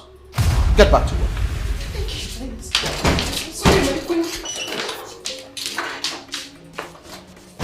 I don't get it. What do you mean she's not? Come on, Chuck. That young girl was afraid. The fool made her believe that he had her where it mattered most. And why do you want to make her a victim of Okote Kwano's stupidity? The most important thing is that he tried and failed. Do you know this girl might be working for him? Have you thought of that? You know that is not possible. Oh, come on, Your Highness. I'm not comfortable with this at all. Chuck, if I must tell you, there is always an edge I have as a king.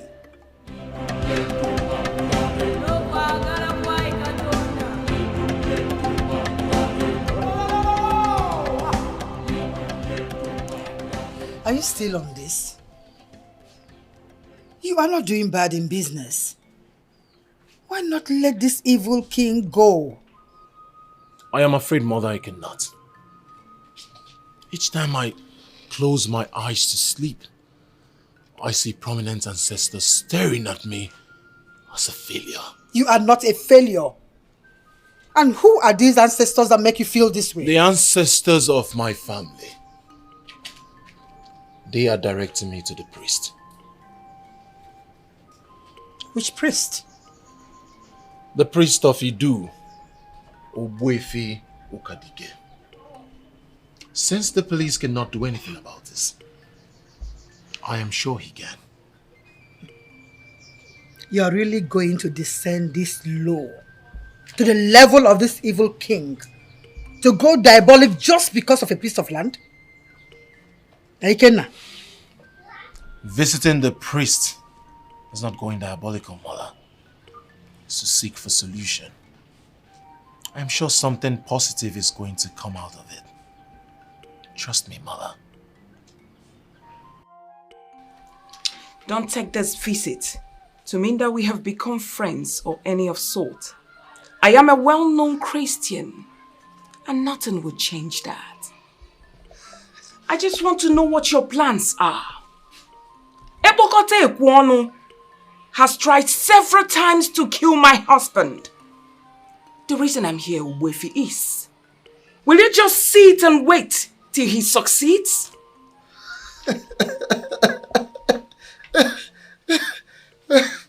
I'm one guy more grim. When I'm more grim, and have just bam. Well, first of all, I have to tell you this. On this earth plane, there are so many kinds of religions. People are free to associate themselves with any of their choice. Oh yes. That you belong to another religion does not make you an enemy to me. In other words, we can't be enemies because we don't belong to the same religion. That is what I'm saying. The world has evolved beyond this religion you're struggling so hard to keep. Yeah. I don't mind. Well, the thing is that no matter what your picture is of a religious evolution, your own personal concept of religious evolution, it has nothing to do with tradition, our forefathers' tradition, because they have been. Your concept of religious evolution cannot belittle them. Very, very simple. Because these traditions have been since people in Chabia. And it has been our culture, our way of life. It has been part of us. We have been part of them. There is nothing you can do to separate us from tradition. It's natural. It is very natural. Another thing is there are some sacred culture and tradition that you cannot neglect. Whether you recognize them or not, their effects are there. So another one is the white man has his own to maintain. He maintains his own over there, wherever he's coming from. My queen, can I ask you a very simple question? Why can't we maintain ours? You and I. I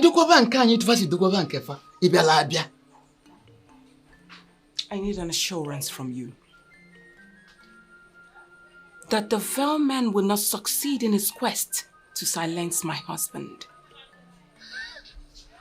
Oh. The truth is that your husband has the full support of our ancestors. Because he has not soiled his hands in evil. And if you must know, that is the greatest protection whatsoever.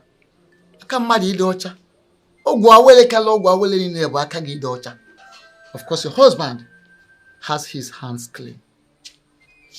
Wefi, you are the one misleading my husband. And I tell you, should anything whatsoever happens to my husband, you would have me to contend with. I'm afraid to laugh. Well, listen to me. I hope you will also remember, you will not forget to give thanks and praises to our ancestors at the end of the day. If finally nothing happens to your husband. But you have to appease them. No, if nothing happens to your husband, will you remember to give praises and thanks to our ancestors? Struck man of a war. I called you because I actually need you to explain what is going on to me. I have done everything you asked me to do, but somehow, nothing is working. Things are not working according to plan. Can you please explain? He must be a very strong adversary indeed. But don't worry, I will send you a present very soon. What kind of present? The kind of something that you will use to finish the man once and for all. That something I am talking about is the one I have used to bring down many men of God. Those ones who claim themselves to be men of God. I have brought them down with it. I think I like that. I like that. So, when I finally receive this present from you, how am I going to use it? Kamisi, I will explain it to you. Matukafunre. You explain now.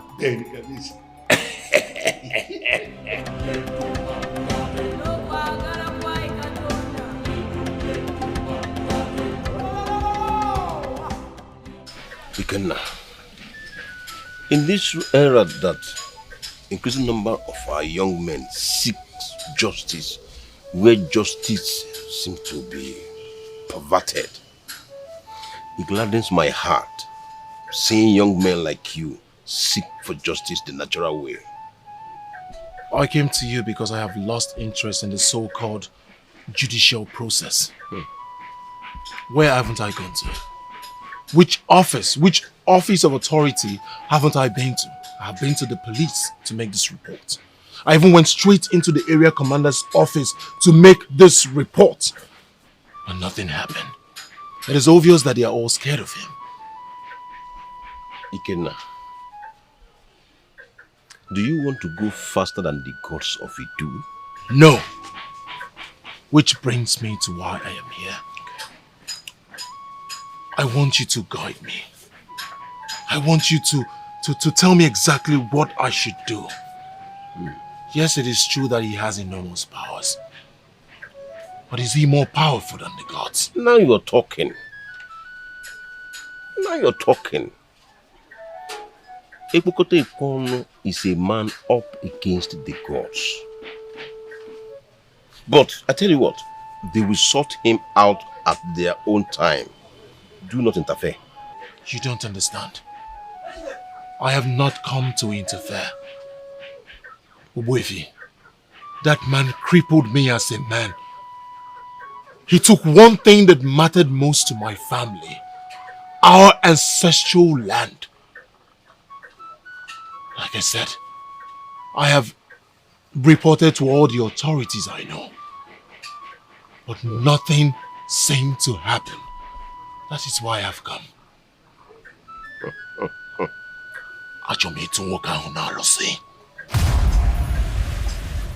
Ikenna Nwoke Kodipo. If I advise you as your priest, will you heed it? I don't have a choice. Good. Allow the gods to wage this war.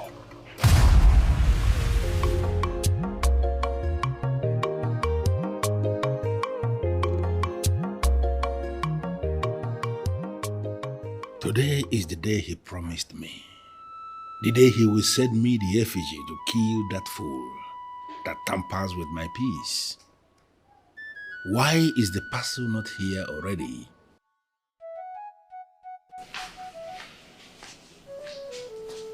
The great deity that rules as king in Idu, a package has arrived for you.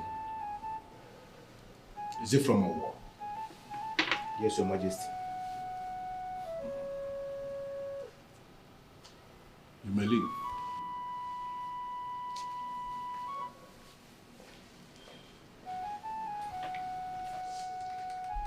The almighty parcel from a war.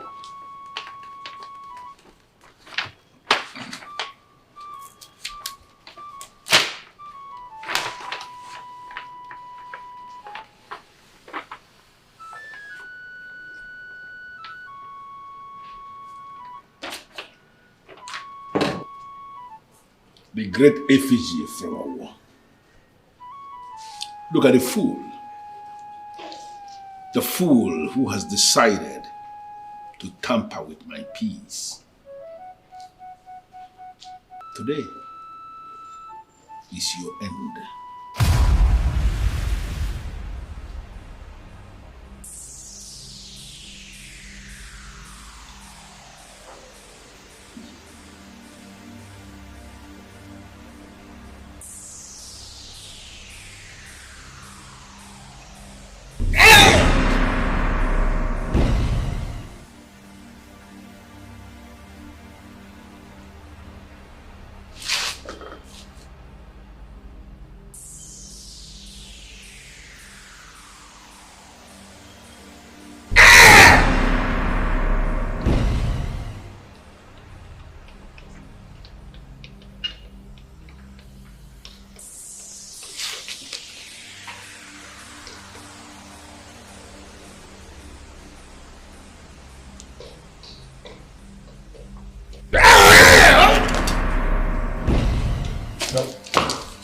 Your plan is to kill him from there. I will never allow you to succeed. Who are you? Who are you to say that to me? Who are you to interfere with what I am doing in my house? Do you want me to handle your second death from here, right now?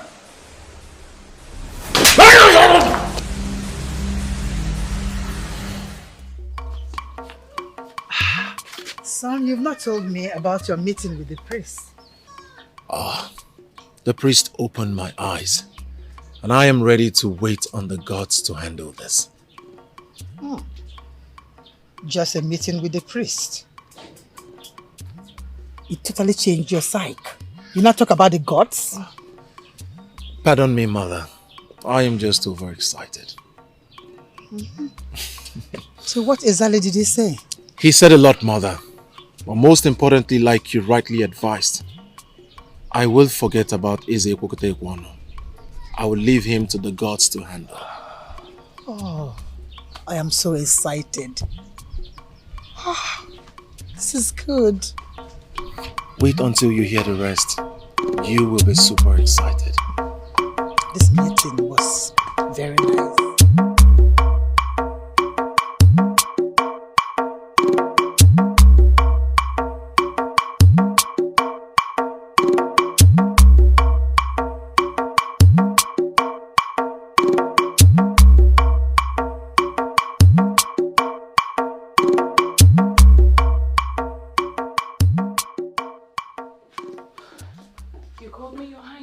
Yes, I called you.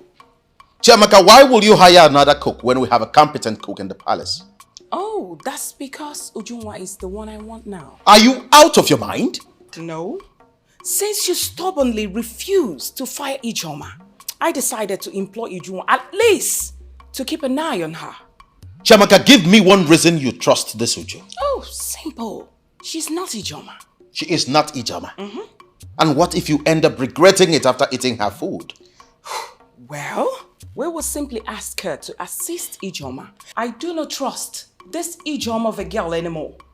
Not after what she did in the palace, no. To handle what we eat? No. So I decided to employ Ujunwa. Listen to me, my dear queen. There should be a limit to sentiments. You don't just wake up and fire a competent cook who has been working here in the palace with us all these years just because of an offense she committed under duress. A queen should not be insensitive. And who said I fired Ijoma? I have not. I employed Ujunwa, like I said earlier, to keep an eye. Sweetheart, 2 good heads are better than 1.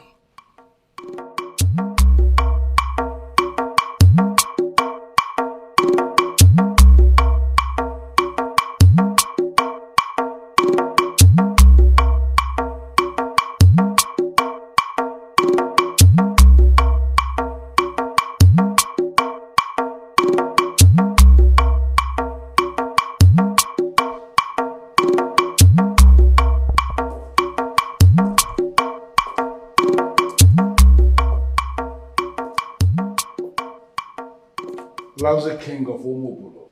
What are you doing here? So you now feel you have what it takes to come into my palace anytime you wish? What do you expect from a man you owe? You owe me, and you know it.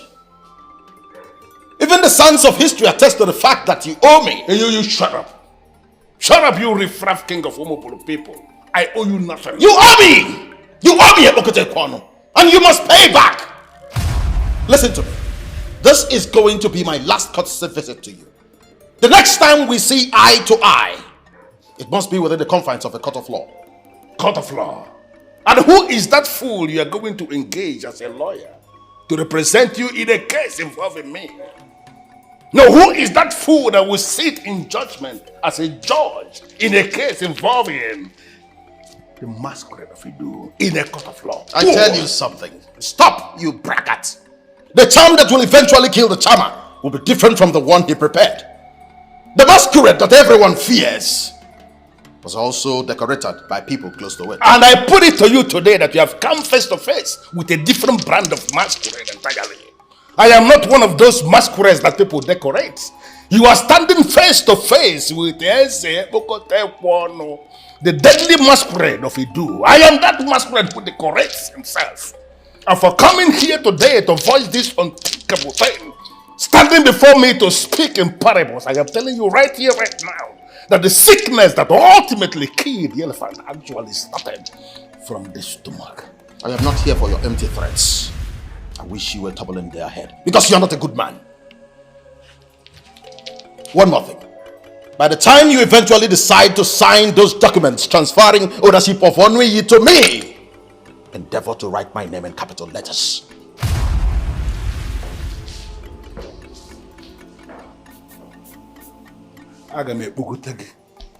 We're gone. This fool is growing wings. I am going to grind you like a melon.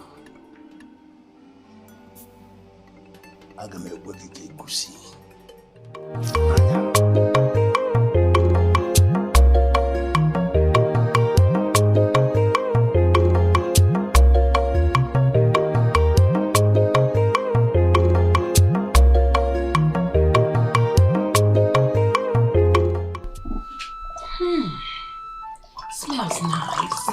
Yummy. I hope it tastes as good as you. I hope so too. Thank you, my queen. Thank you, your highness.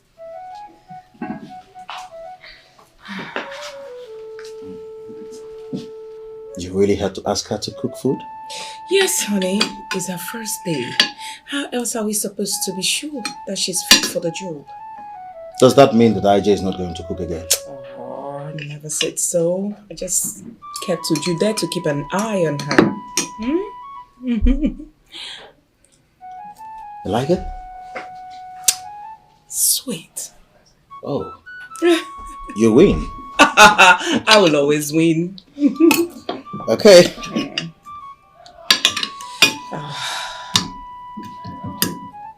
Try it.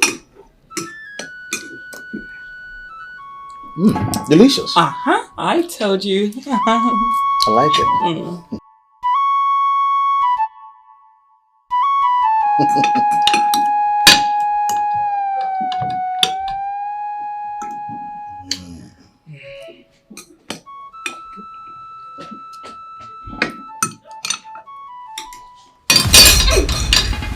What is it, sweetheart? You need water? Have some water. You're good? No! Ah! Come on, what is going on?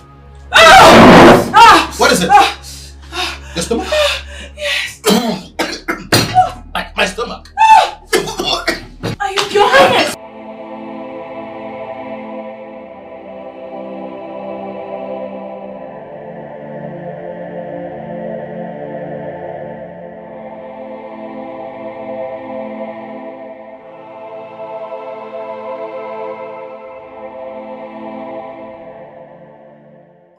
What did you do? I didn't do anything, my queen. I saw you struggling and I suspected it could be food poisoning. Then I remembered the list my grandmother told me that take care of food poisoning. That's what I gave you and you are well again. I could have you beheaded for lying to me. I am telling you the truth, my queen. I didn't do anything. Oh, shut up that lying mouth of yours! Are you possibly saying that Ujunwa probably poisoned our food or contaminated our food? Is that what you want me to believe? I have not accused anyone, my queen. I only know that I did not soil my oath. Oh, shut up that stupid lying mouth of yours! What oath are you talking about? Did you forget the same oath when you brought in a criminal to this palace? Come and admit it at once! You are jealous of Ujunwa. I didn't do anything, my queen. I didn't do anything. Are you mad? You think I'm joking with you? Really?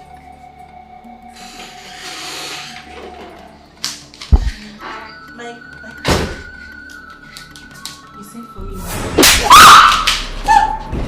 What is it? Ujunwa, what happened to you? What is it? My queen, she's the one doing it. She's the one doing it. I don't know what she's talking about. I don't know. Ichoma, you are fired. Yes, please, my queen. You are fired! Yes, my queen. Both of you should leave us. Get out. And what is that supposed to mean?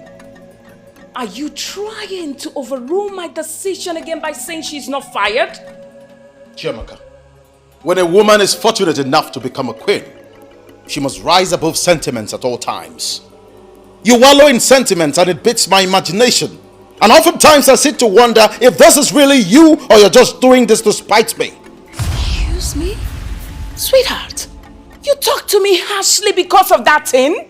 There was just an attempt on our lives, but we were fortunate enough to survive it. And the same person who was instrumental to our survival, you accuse? Come on, why not give me time to just work this whole thing out? For the meantime, your new employee, Anijoma, remain here.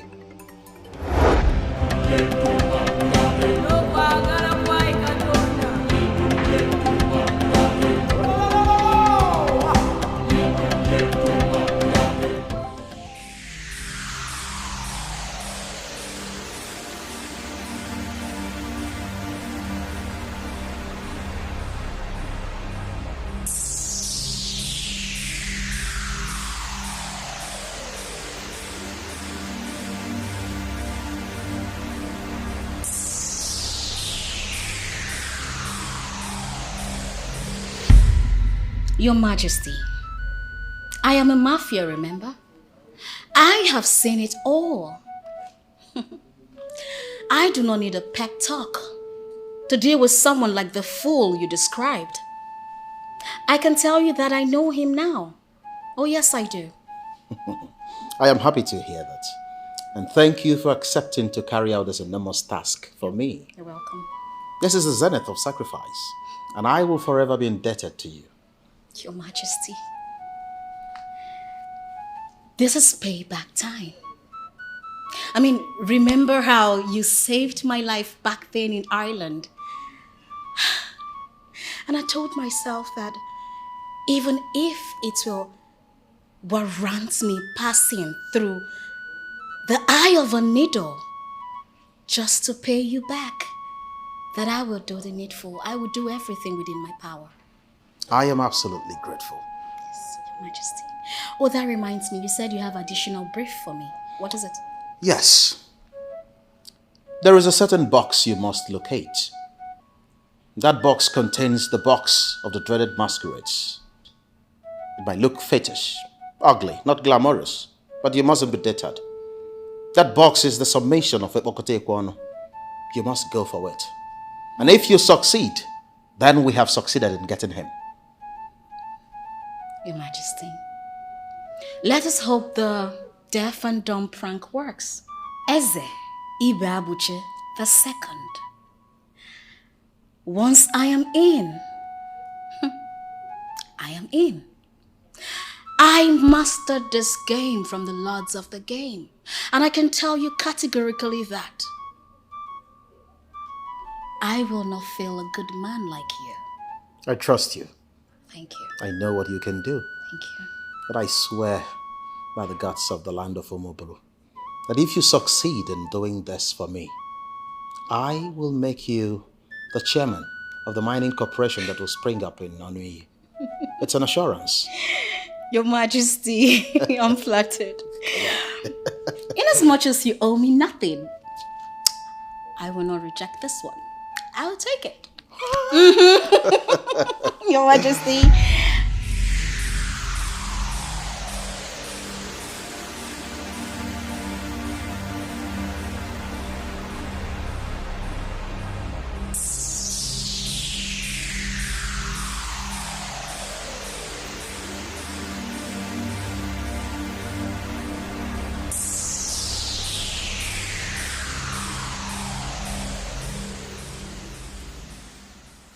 I just had a feeling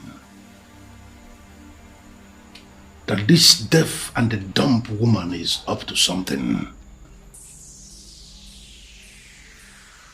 How come she's sleeping? I have this feeling. I have this feeling that this deaf and the dumb woman may have seen what she is not supposed to see. What is it?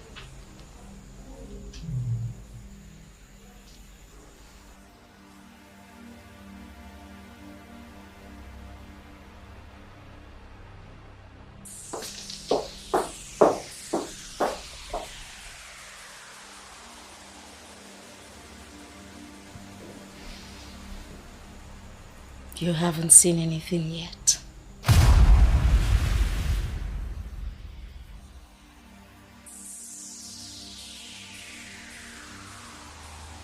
Why was I even bothered? The box is still the same way I left it. And moreover, I carry the key to this room everywhere I go. Why was I so bothered? Ibabushi mo keke. I hope you have nothing to do with this. If this is connected to you, Ibabushi, I am going to kill you. And I am going to kill you. Slowly.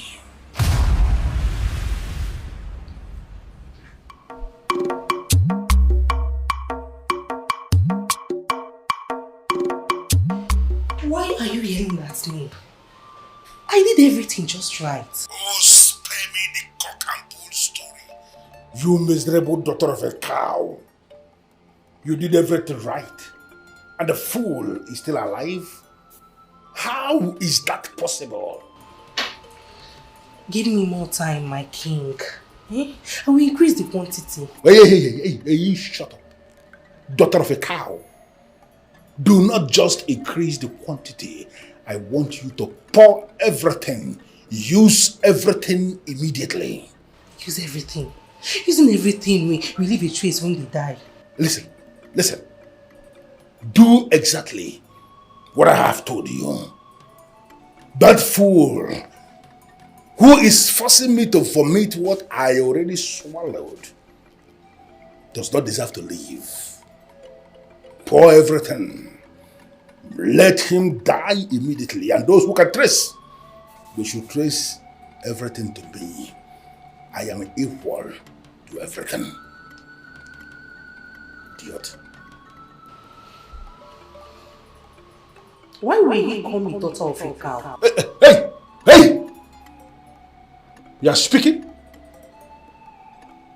I called you the daughter of a cow because indeed you are a daughter of a cow. Fail me this once and you are dead. Your Highness, is this not it?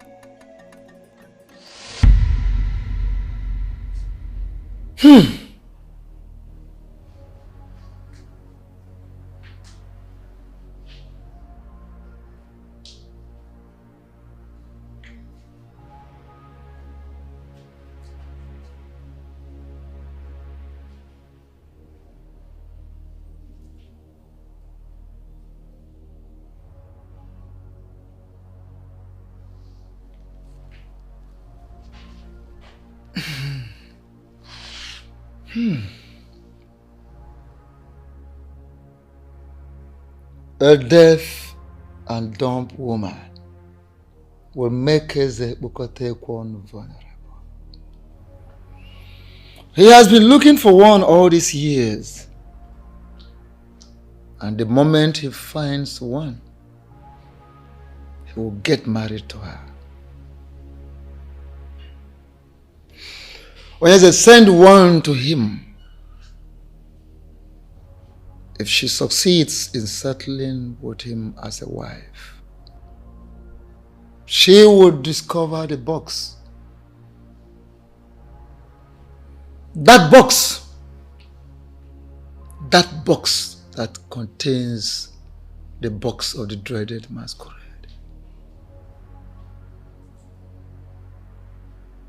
Having achieved that, Onyeze, you have crippled Eze Bukotekwan. Makanana heje nya heje.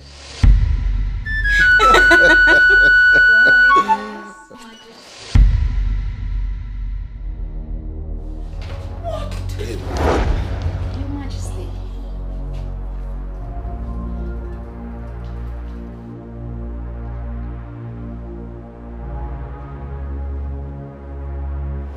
You know I used to live in Europe. What has that got to do with anything? And that I was in school over there. Maybe you didn't get me. What has that got to do with anything? Chiamaka, will you please calm down and stop shouting? I once told you a story about a lady I met over there. I met her in the hospital. She was sick and dying, in dire need of help. She needed blood transfusion, and I was in a position to help. I did, and she survived the ordeal. We later became friends, and eventually I employed her in my company as a manager. Why are you disturbing my ears with all those tales? Hey, Babuchi, I caught you red-handed doing God knows what with that girl before an no-good-looking box. What is that supposed to mean? I tell you something, Chiamaka. What you referred to as an occult-looking box is actually something I have craved for a very long time. And the girl you met is Rebecca.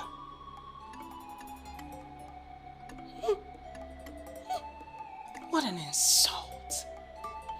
Oh, your girlfriend Rebecca finally came back from Ireland. And all you could do is just to bring her to our palace. What for? Chiamaka, you are dissipating so much energy on nothing. Really?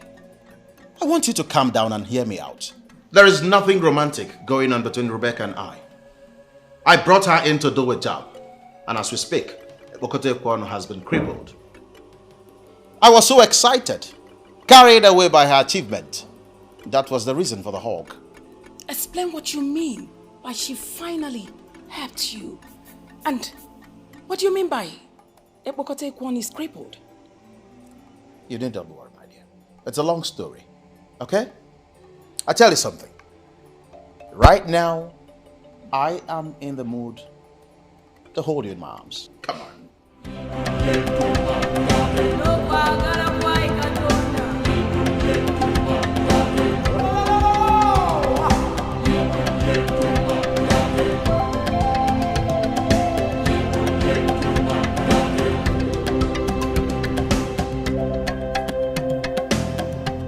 both of you telling me? What are both of you telling me? That my wife walked out of this palace through that gate and none of you saw her? How is that possible? Your Majesty, we were all here. We didn't see her leave. You didn't see her leave? Yes, no, I know. You are now telling me that my wife has become a superwoman, as in she developed some supernatural powers to the extent of leaving this palace and none of the guards saw her? Your Highness, perhaps she might be in one of the rooms. You know how she likes to explore the palace. You know it yourself that if I slap you, you will die here. So why are you provoking me? Are you a fool? My wife is in this house in any of the rooms and I didn't see her. Listen to me, both of you. If by nightfall my wife has not returned from wherever she is, everybody dies. Your Majesty, we'll look for her. In fact, we are going to look for her now. Yes, Your Majesty. Yes, Your Majesty. My king, my queen, I hope you enjoyed your food. I want you to eat it. What? The food. Taste it. Do you want me to feed you? Your Highness, but... How dare you? When did we become so carefree and lackadaisical that you now challenge us? Are you out of your mind? Now eat! Your Highness... No explanations. Taste the food. Your Highness, I am sorry.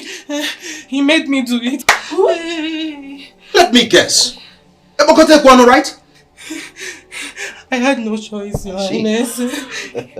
He wanted you dead by all cost. And what makes you think you can murder a king and his wife? Your Highness, please, temper justice with mercy. Never! That's what they all say.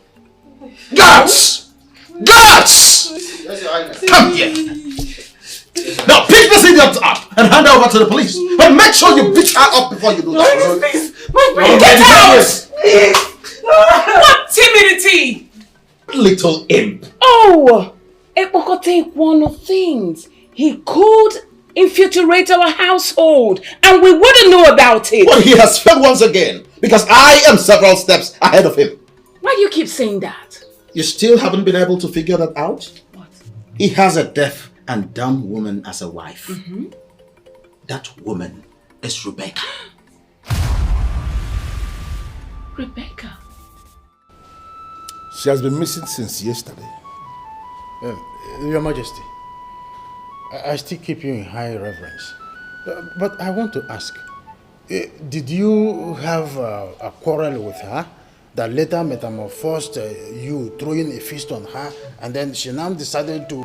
What kind of business question are you asking? What is this? No, let us even assume that there was a quarrel that later metamorphosed into whatever thing you are trying to describe. Is that enough reason for the woman to leave this house? I am sorry. No, you don't need to tell me that you're sorry. Because there are some certain questions a man who sits very close to a king should not even ask in the first place. Your Highness, he is deeply sorry. Yes.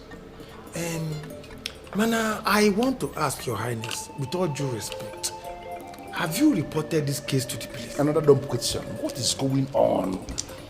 No, at times I begin to wonder, why must I end up with $2 as the only two elders that are close to me in castle? What is this? A woman who is married to a man has been missing for 24 hours and you feel the matter has not gone to the police? We are sorry. Well, I have not called anybody here to tell me whether they are sorry or whether they are not. I called you because you are going to Obwendeda today. Today? Yes, today. That's why I asked you to come prepared. You are going to Obwendeda to go and find out if she is there in her family house. If she is not there, then you inform them that she has gone missing.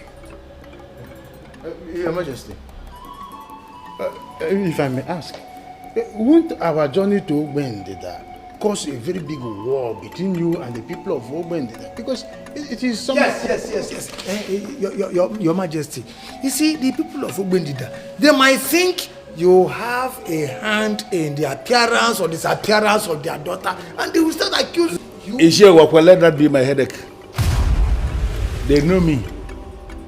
If I had any hand in whatever thing that may have happened to their daughter, I will own up to it, because I know nothing will happen. They know me in Ogbendida. I am that deity king who is the overseer of the box of the dreaded masquerades, of the land of the supernatural. Nobody challenges me. We are very aware of that.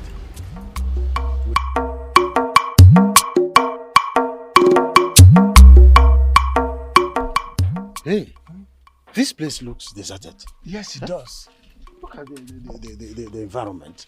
Quite unkept. Even the grass is not cut. As if they have not swept it for a long time. They have not even cut this grass for a long time. See, somebody's coming. Hey, excuse me. Yeah? Son, our son, yeah. Thank you. Greetings, my elders. We greet you. Are you from this kingdom? Yes. Yes, my elders, I'm from this kingdom. Thanks. We thank the gods. Please, we are looking for the occupants of this compound. This compound. We want to see them. It's very urgent. My elders, I'm surprised with this request. Why are you surprised? Is this compound not Mazi Onwebu's compound? Mazi Onwebu's compound? Yes. No. Why? He has only daughter named Rebecca. Yes, Rebecca. Yes. My elders, as you can see, this gate is locked, and the occupants of this compound died a long time ago. Chelu, they have a child, Rebecca. I and him, we came here. Two of us, we came here to marry a daughter here. The king of Idu. You can't tell me they are all dead. Why? How can they die? Mbano, we were here. Onwebu's family. Onwebu's family. My elders, if there should be any marriage conducted in this compound, I should be aware of it, because I am also Onwosu's family. Yeah. This Onwebu you are talking about is not from this compound. I'm sure that you are in the wrong place. Son, are you sure you are talking about the main occupants of this place? My elders, even the Rebecca you mentioned, I have not heard of that name. Because the only child the owners of this compound had traveled long time ago. That should be since 10 years ago. And since then, no one has ever heard or seen him. Yes. But her father was in this house when we came. And the two uncles, they were with us. My elders, my uncle and his wife died when I was a child. And even the Rebecca you mentioned, I don't know the name. This compound you are seeing, I and my brothers, we clean up this compound once in a while. So I'm sure that you're in the wrong place. It is well. I'm sure we came here. The marriage rite was conducted in this compound. I am sure. I am sure. My elders, you're in the wrong place. Can I take my leave now? Thank you. Who were the men that gave Rebecca to us? Is she Okafor? Your Majesty. Is she Owokwe? Your Highness. We know the staff. It can kill liars on the spot. And I want both of you to swear on it. Swear on this staff that you went to Ogbendida as instructed, and that what you have just told me is the truth and nothing but the truth. Your Majesty, I swear with the purity of my heart. We are telling you the truth. Owokwe and I went to Ogbendida as instructed, And we confirmed that the woman Rebecca was never from there. What? No, you are possibly telling me that all the forces obedient to me went blind and I married a ghost? No. We have not called her a ghost. What we are saying is she might be on a mission. And what mission are you talking about? Your Majesty, you need to calm down at this point. Eh?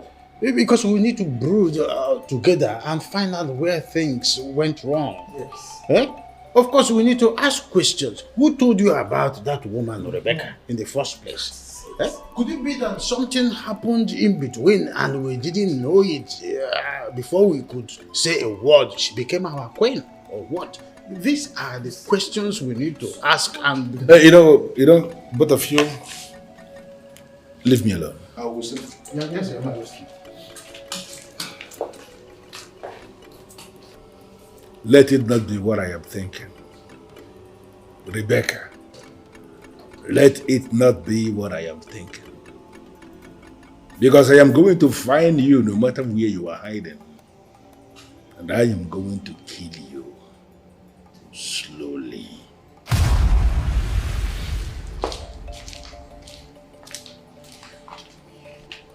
Hey. Who are you and what are you doing here? What? Deaf and dumb? Is this a kind of joke or what?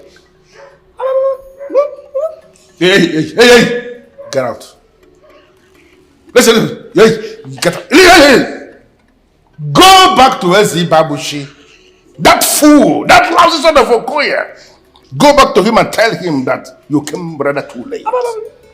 Get out!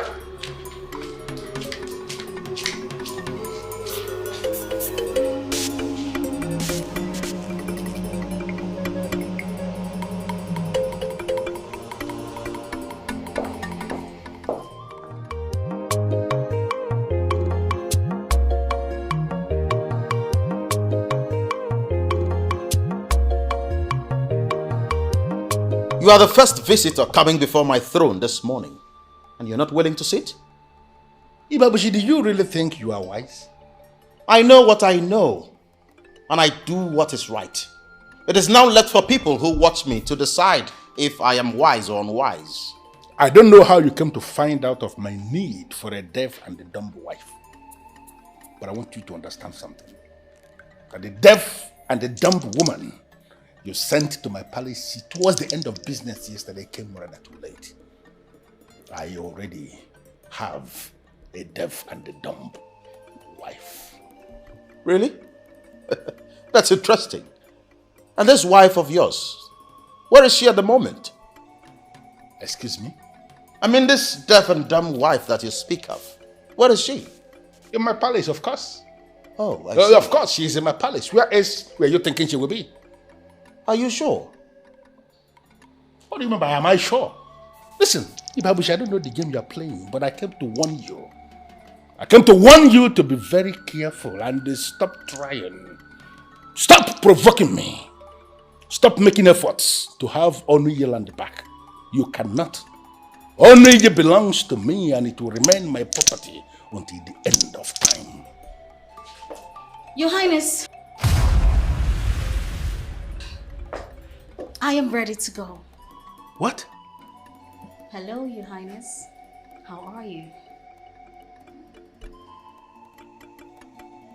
You can talk? Of course I can talk. I can articulate properly. I am an international MC. An international MC? Hey, you mean you are not deaf? Your Highness, people fear you, but it's just a misconception. You are nothing. You are not as powerful as you claim. Remember, I have seen you inside out. And you feel, you lousy woman, you actually feel you can see my manhood and still leave? You Who do you think you are? You should be thinking of paying reparations for the number of times you slept with her.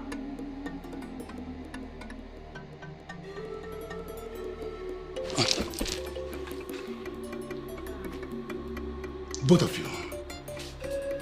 I will come back for both of you. And I am going to have my own pound of flesh.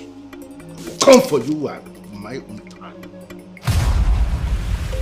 What can he do? Nothing. Absolutely nothing. The scoundrel failed to understand that a dreaded masquerade does not dance in the arena for long. He's such a fool. Your wife is dropping me at the airport, so I'm ready to leave. Leave? Yeah. And who told you I'm willing to let you go? You are a guest of the king. And my wife has come to terms with your presence. You're not going anywhere. Highness, really? Come here. I like what we did to you. Your Highness, Eze Ibuabuchi II. I greet you. Who's going to find her? The deaf and dumb woman who came here towards the close of business yesterday. She was wearing red. Find her and bring her back to me because she is the real deal. Your Majesty, the woman in question did not leave any address. I don't know what to start. Hey, you shut up there. Start from somewhere, you son of a cow. Yes, Your Majesty.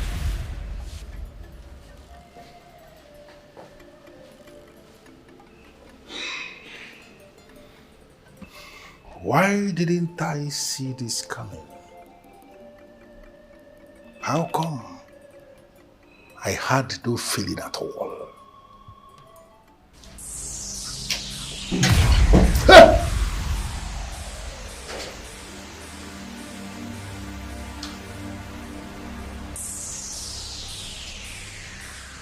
The decorated boss of the dreaded masquerade of the land of the supernatural. What happened to you?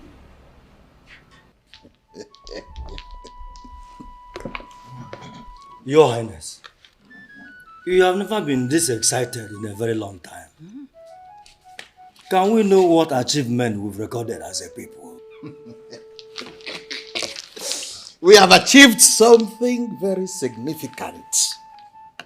As we speak, Ebokote Kwano has been crippled. And Onoyi land is now back to its original owners. Wait, Your Highness, how did you do that? I discovered exactly where to hit him. And I hit him there. Your Highness, with due respect, you are speaking in parables. Make us understand. He was the first visitor that came here this morning. Your Highness, are you serious? That evil man was here? I can't deceive you others in council. You see that so-called deity of his that everyone was afraid of? I now have it in my possession. What? You want me to bring it? Your Highness, are you sure of what you are saying? Do you know the implications of having such a thing in your own house? What are you talking about, Ichi? What implication? You are talking as if I have a nuclear weapon in my house. But listen, you need not worry. I want all of you to prepare.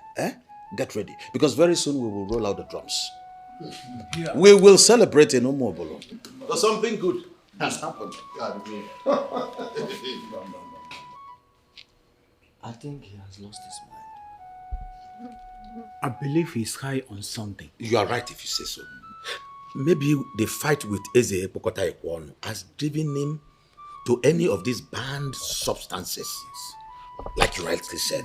Elders. I don't think so. Excuse me? Wait. Our king is perfectly okay. Amochazi, what are you saying? What I'm saying is that our king would have not said what he said if he has not achieved victory in the spirit. In fact, Our king deserves our support so that we can together reclaim our land. That land of Munkani. Paranoia. Yes! I thought you had something reasonable to say. I'm telling you. When you have helped the king, reclaim that land and now belongs to the evil king, you can call us for celebration. Oh, no.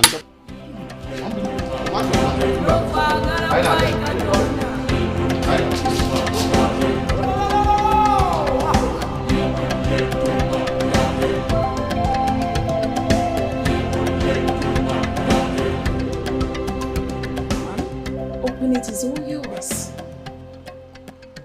My queen! Thank you!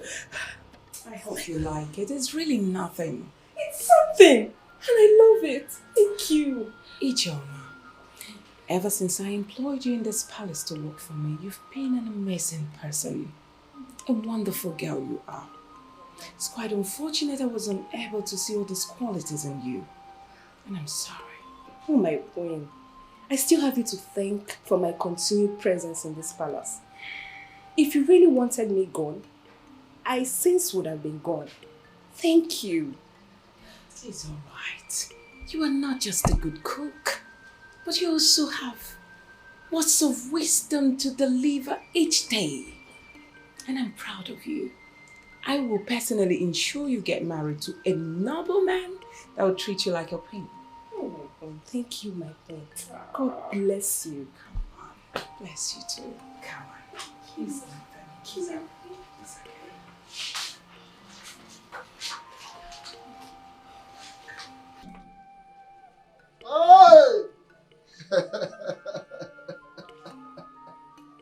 Onye eze. Ọ gịnị?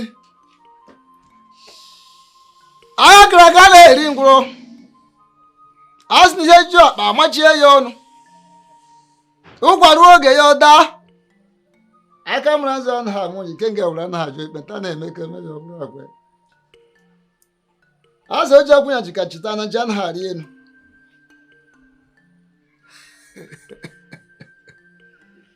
Hey!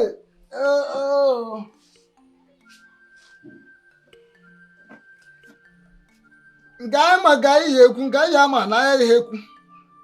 Nke furu ka mma agụ, nke nje ama na mma ha agụ. Asị m ihe ngụrụ n'ọjị ka ngụrụ na nzu, ihe ngụrụ n'oso ka ngụrụ na nkwụ. Ekwe na-akpọ m opi na-akpọ m oge na-akpọ m ọdụ na-akpọ m. Eji m aghara ekwe jezo obi ka je aghara oge na-eche ezo ọdụ. Asị na ama n'ugbo na ekwe na-akpọ dịka ekwe na ndụ ọkpọ ya na ọmụgọ na ka esi eme n'ụwa ka ekwesị akpọ ya. Ngwanụ, na-egede ndị mba anyị na-enye unu na na-ejekwa anyị o anaghị eje nya ahụ eje. Ngwa ofu ikenga, ofu ikenna, ofu ikenna, ofu ezumezu. Anyị gụrụ ka o ji esi ire, o lekwa nụrụkwa ọfọ nụrụ ohi o. Onye eze nọ.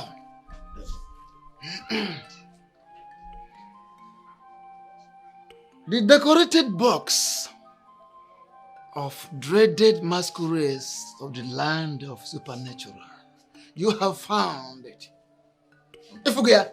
Anamatu oto dịka ọdụnọrụ ofe aka n'azụ ọ bụrụ ike.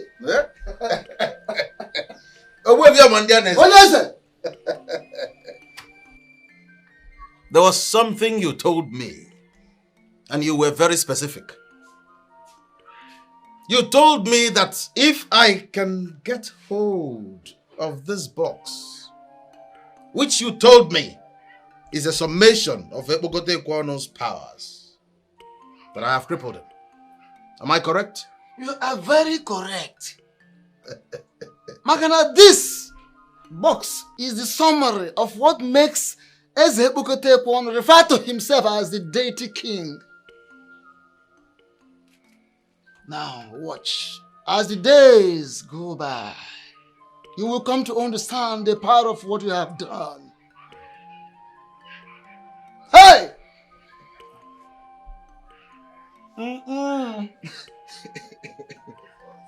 Hey!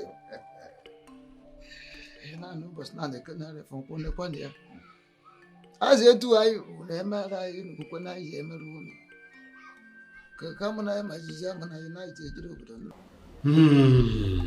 Orode. Kabiesi. All I can get from what you have been saying is that somebody took something from you. But you have not managed to tell me what he took, Kabiesi. So I want to ask you, what did he take? Jagbo, what did he take? The air that I breathe. The very blood that runs in my veins. He took the box. The decorated box of the dreaded masquerade of the land of the supernatural. Otio, Kabiesi. Otio, Emasomo. Huh? That's exactly what I've been trying to tell you. Kabiesi, no one is supposed to know that the box exists. Yeah, but he found it. And he took it. Hey, Ori Yamio. Huh? Akiri di ọ̀sà Kábíyèsí. Àdẹ̀kiri di òkun. Ọmọ gèlègèlè gan jẹ́ kí wọ́n rí ìdí rẹ̀. We do not see the bottom of the ocean. Kábíyèsí, we do not see the bottom of the lagoon. Even a well-bred woman will never allow any other person to see her put out. How did this one happen? How did he get into your room, your sacred room, for him to see this decorated box of the dreaded masquerade? Listen, the struggle of a war. There was a she. How do you mean there was a she? The supposed deaf and dumb woman that I married. She is the one who has brought me on my knees. Please, if you were not the king, I would have said that you are careless. How? But tell me. How? Even the padlock does not allow other padlocks to see the inside working of his machine. That's why you have different keys for the padlock. But I want to know, how is this one connected to your enemy? Listen, Ibabushi, that enemy of my soul, set me up with an actor, with an international model, an MC. That woman I married as deaf and dumb is not deaf and dumb. Kabiesi. Kabiesi. This one is on you. I have not brought you all the way from a war. I am spending a whole lot of money to bring you here. You are not here to apportion blames. I am looking for solutions. Kabiesi solutions. But it's a very solution. Ẹgbẹ̀rún Samuel lè Samuel lọ́wọ́ tó bá dẹ̀ sa ọgọ́gùn àbí ìlú òwà jáde. Solution Kabiesi, this one is on you. You know what comes with the fact that a third eye has seen that decorated box? Kabiesi, this one, I cannot do anything. No. Odirede, mo relay me. I am going to. No, you calm down. You calm down. There must be something that we can do. You calm down. Please sit down. Sit down. Please. You are not the Kabiesi. I will say you are careless. What must I do? What's your laburu? Kabiesi, Eminishe? What was that? Kabiesi.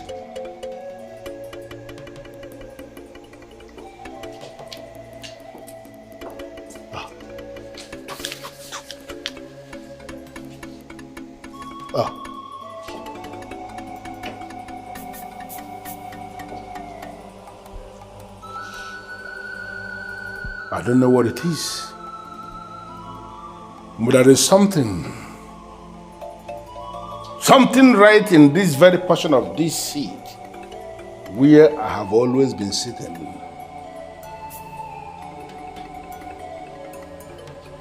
By the lifting of this very staff, I want whatever it is to be neutralized immediately.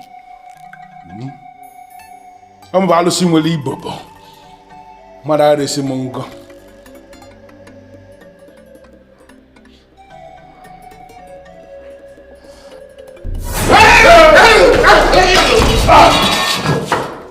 Kabiesi. Kabisi, this is not ordinary, oh. Demise ordinary. The doom that comes with the third eye seeing that decorated box of the dreaded masquerade, it is the one that you are experiencing now. Kabisi, that woman that you married has ruined you. Your enemy has won, oh. Kabisi, Kabisi, Mila, mo bode, gẹ́gẹ́ mi ti lọ lé. I am going to face here. Whoa.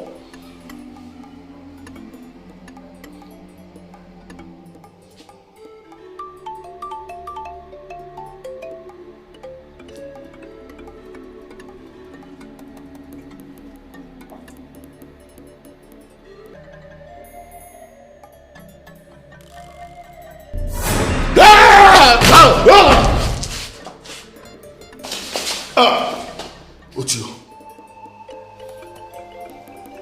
tógun ẹni bá dáni lójú, àfigbárí. When you are confident of your position in a matter, you can swear by anything. Because the greatest duty one can do to oneself is self-preservation. So, on the sanctity of this staff that Ogun gave to me, I swear that I never asked him to kill anyone. Whatever it is that has risen against him should deal with him alone and leave me out of it. I am saying this because my hand is not there. Already, I cannot sit where I have sat all my life. And I cannot touch the staff of the kings of Edu. What is going on?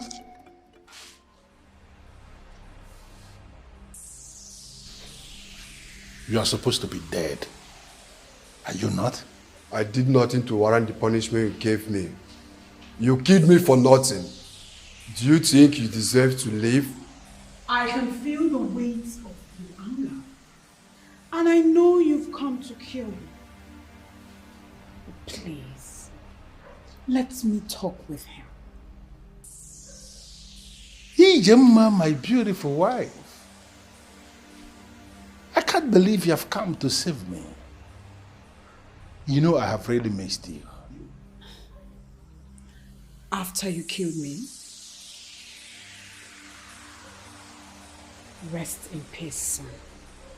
Leave the fight for me, like I told every other ghost out there hunting for him. He has a lot of debt to pay. And I'm here to make sure he does just that. After which, I will bring him to you on a platter of gold. I implore you, please go back and continue your rest. He was my husband, and he killed me. Let me handle him.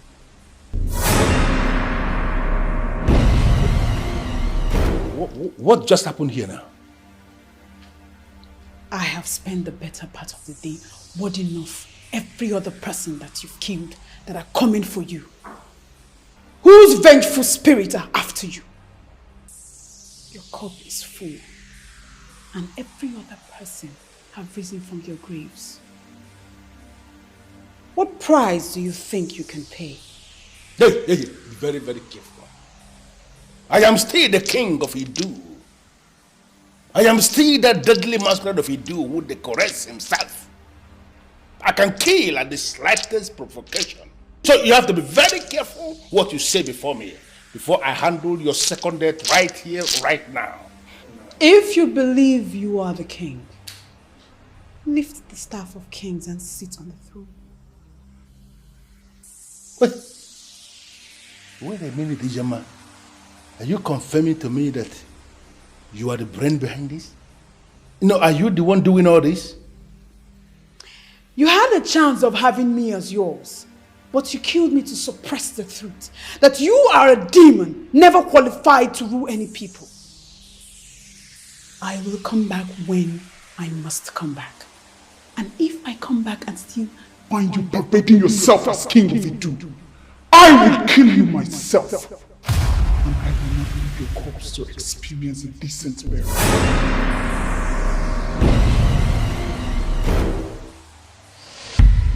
What is the meaning of this, Ijem? Ijem, you are caught red-handed in my secret room. What are you doing here? And how did you gain access into this place? My great husband, I'm only concerned about you tomorrow. Charms will fail you someday, and you will remember that Kadike, the priest of Idu, ministers of an ancient that is more powerful and sacred than all the powers of the occult. You are concerned about my tomorrow. And that is the reason you gained access into my secret room. Ijama, for coming here. For coming here into this sacred room that houses the decorated boss of the dreaded masquerades of the land of the supernatural. You will not live to tell the story. No! Do not kill me today, or you will regret it tomorrow. I am the gift from the gods to you. I am the one that will lead you to that powerful arena where you will command power. Be a man of power, not a man of intimidation. Ijama, I am not going to kill you today, for you are dead already. When you meet the devil, tell him that he was the one who kissed you. No, please. Please. I killed her that night because she knew too much. Why does it appear as if indeed she was right?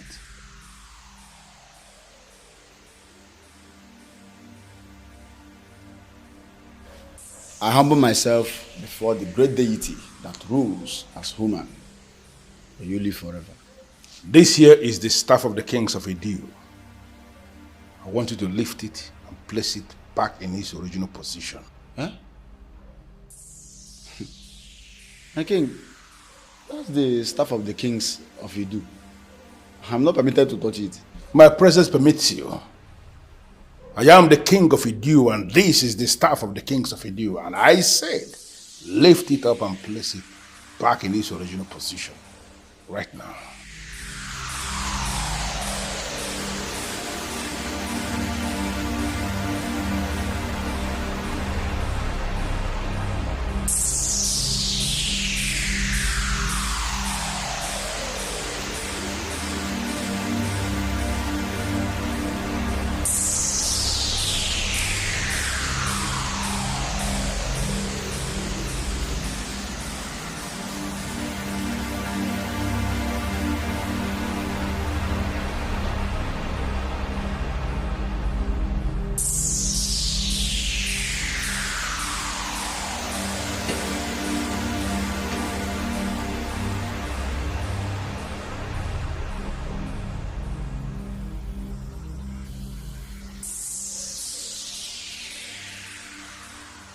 Your Majesty, I've been looking for the woman since yesterday, and she's nowhere to be found. Forget the woman.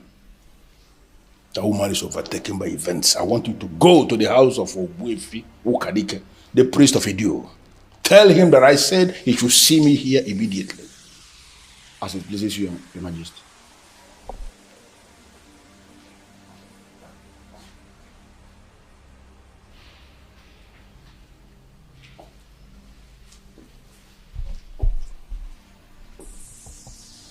Why are you insulting yourself? You will not allow me, the king of Idu, to touch you. But you will allow a slave to do just that. Why?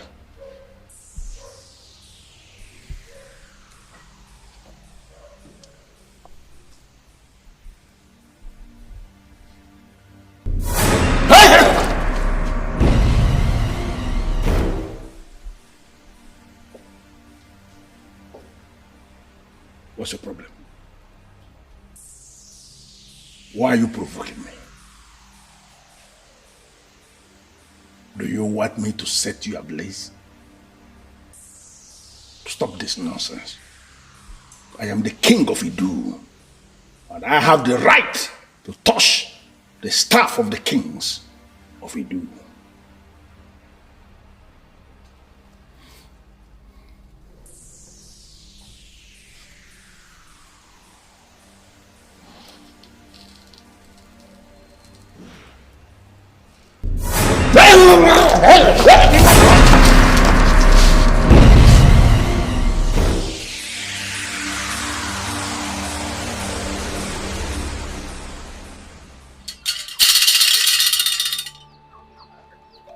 That abomination who calls himself Ebokoto Ekwonu was never a king. He acquired power and intimidated the men in council, and they crowned him. Go back to him. Tell him that he cannot summon a man like me. Ogbofe Kadike, the great priest of Idu, please, have mercy on me. I cannot tell the king what you just said. He will kill me. You never can tell the number of times he has tried to kill you and failed. He cannot kill you because you have a role to play in the Imagine Idu. He cannot. Ogbofe Kadike, I do not understand what you mean. What are you trying to say? Go back to him. Tell him that a woman once educated him on the difference between power and intimidation. Let him go back to that woman's family and explain what happened to her. Only then can he come to me and I will speak to him. Your Majesty, maybe you'll be the one to make him change his mind. I mean, I'm done with the job I was hired to do. It's time to go back to Ireland. Ah, Rebecca. My husband told me you are the one who will run the mine that will be established in Onuyi. Oh, Your Majesty. My queen is absolutely correct. I tell you something, Rebecca. That company is going to be a major conglomerate and a force to reckon with in the mining industry. We're just waiting for the final victory. And I don't want you to leave. Your Majesty, that man, I know he's working round the clock to kill me, to do anything to really hurt me. I think I should travel to Ireland, and when everything is calm, I come back. I mean, that's okay. Come on. You need not worry, my dear Rebecca. Huh? You are dealing with Eze Babuchi, the Ofuaka Lotamano Zwara of Omobolo. You need not be afraid, okay? I have been making wide consultations, and I assure you that Eze Bokote Ekwono must vomit what he swallowed. It's just a matter of time. Victory is certain. I don't want you to go, so that you can witness what is coming. Okay? Yes, Rebecca. Do not leave. I can't forget the sacrifice you made for this family. I will forever be grateful to you. Your Majesty, no. You may not understand what your husband did for me. He saved my life. Thank you so much, Your Majesty. Oh, come on, you did not mention that. It's okay. I'll stay.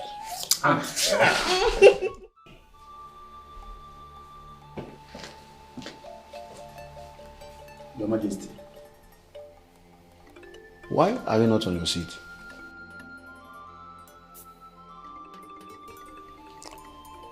Uzondu, a time will always come in the life of a man when he will discover that there are certain things that are superior to reserved seats. That may be the point I am in now. Where is the man I asked you to go and bring? Your Majesty, he was very emphatic and bold. He said a man like you is not qualified to summon him. I'm yet to recover from the shock. Ogbuefi Kadike said that to you? Yes, Your Majesty. He said that a certain woman once educated you on the difference between power and intimidation. He said you must first go to the woman's family and explain what happened to her. Then, when you must have done that, you can now come to him.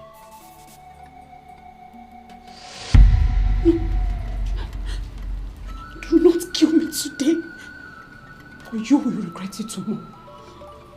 I am the gift from the gods to you. I am the one that will lead you to the powerful arena where you will command power.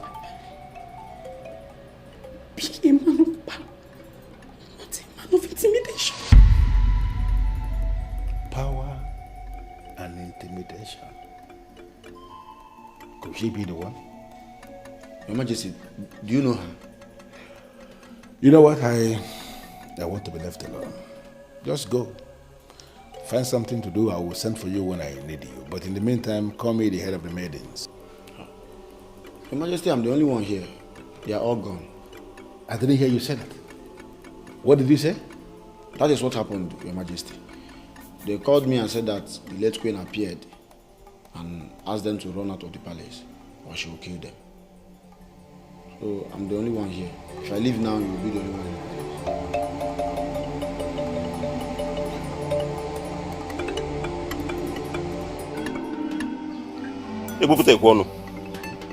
I gave a specific instruction and I know that noble guard delivered it as given. Why didn't you do what I asked you to do? Obefi, I decided to come and see you myself because I know you can solve my problem. We are supposed to be working together and you should be able to cover up for your king. Eh?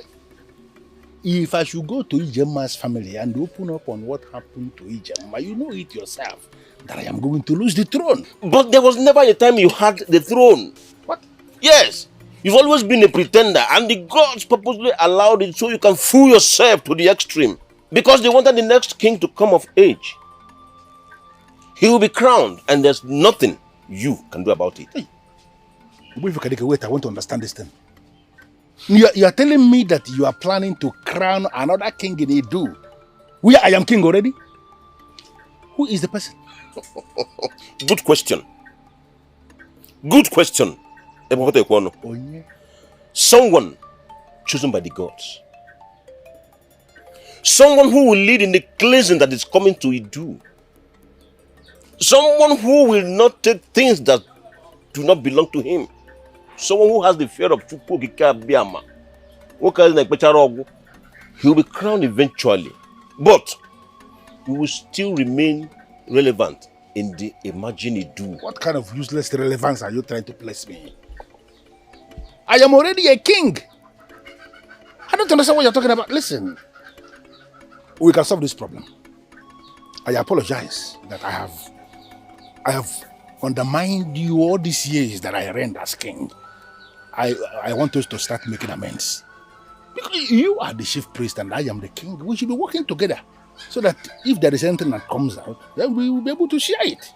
And I care to solve this problem, for you to understand that I want us to be on the same page from now going forward, you are going to give me your account, your bank account details. And today, I am going to wire 5 million naira to you.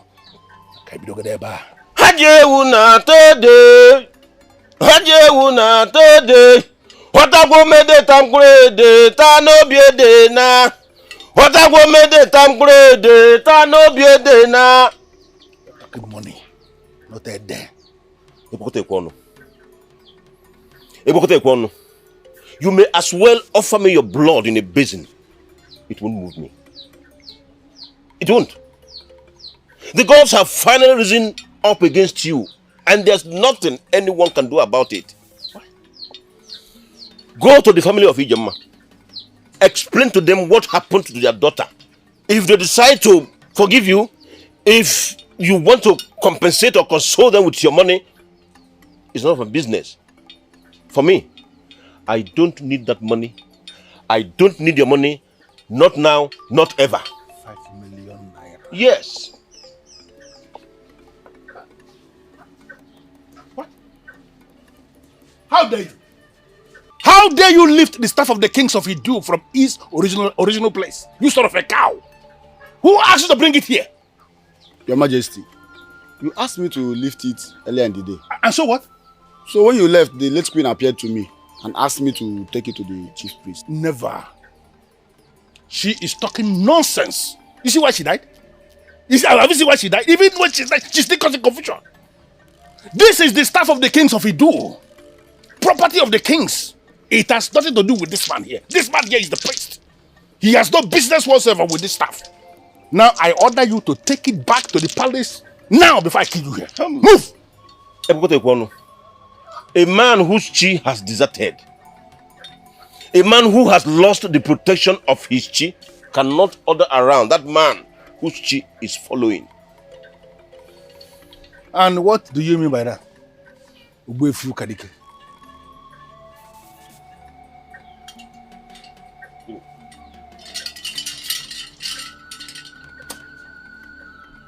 Take it.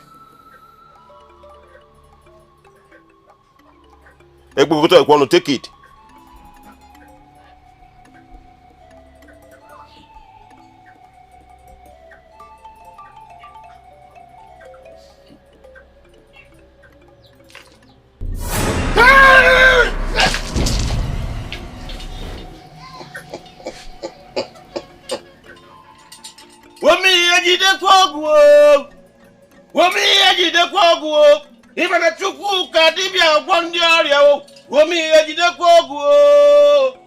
When men dare the gods, they die like chickens.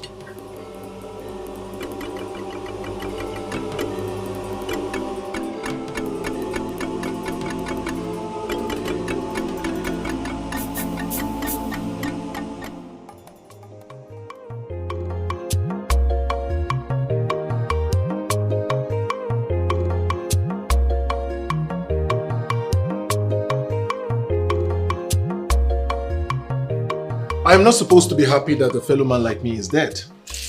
But in this case, I am super happy. You know why? I got back my land. Isn't that what I told you?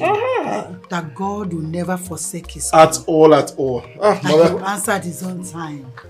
How do I look?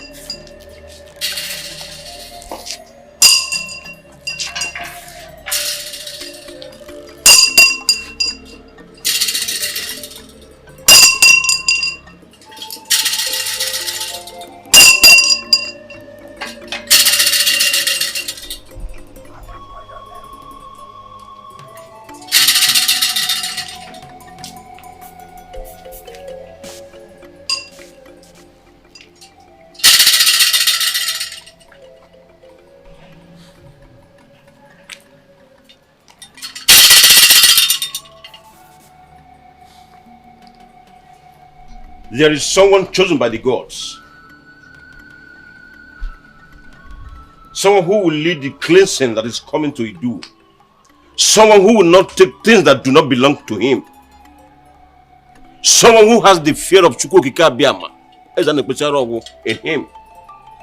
That person is the one we have come to crown king here today. And that person is you.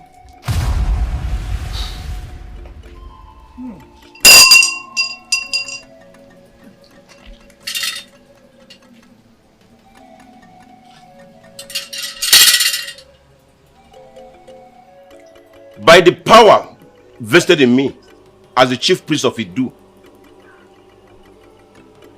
I hereby crown you, Ikenna, son of Okeke Odikpo, Ezechukwu Tuberugo of Idu.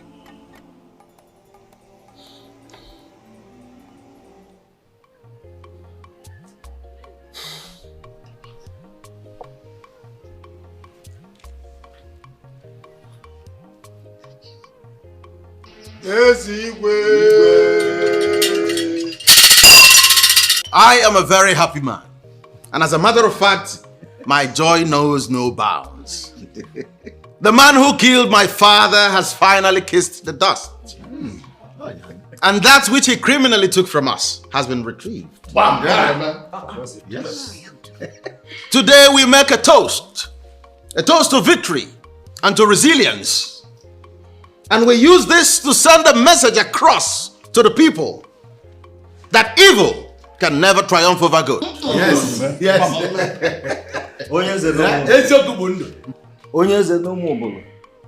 You are indeed a different species of king.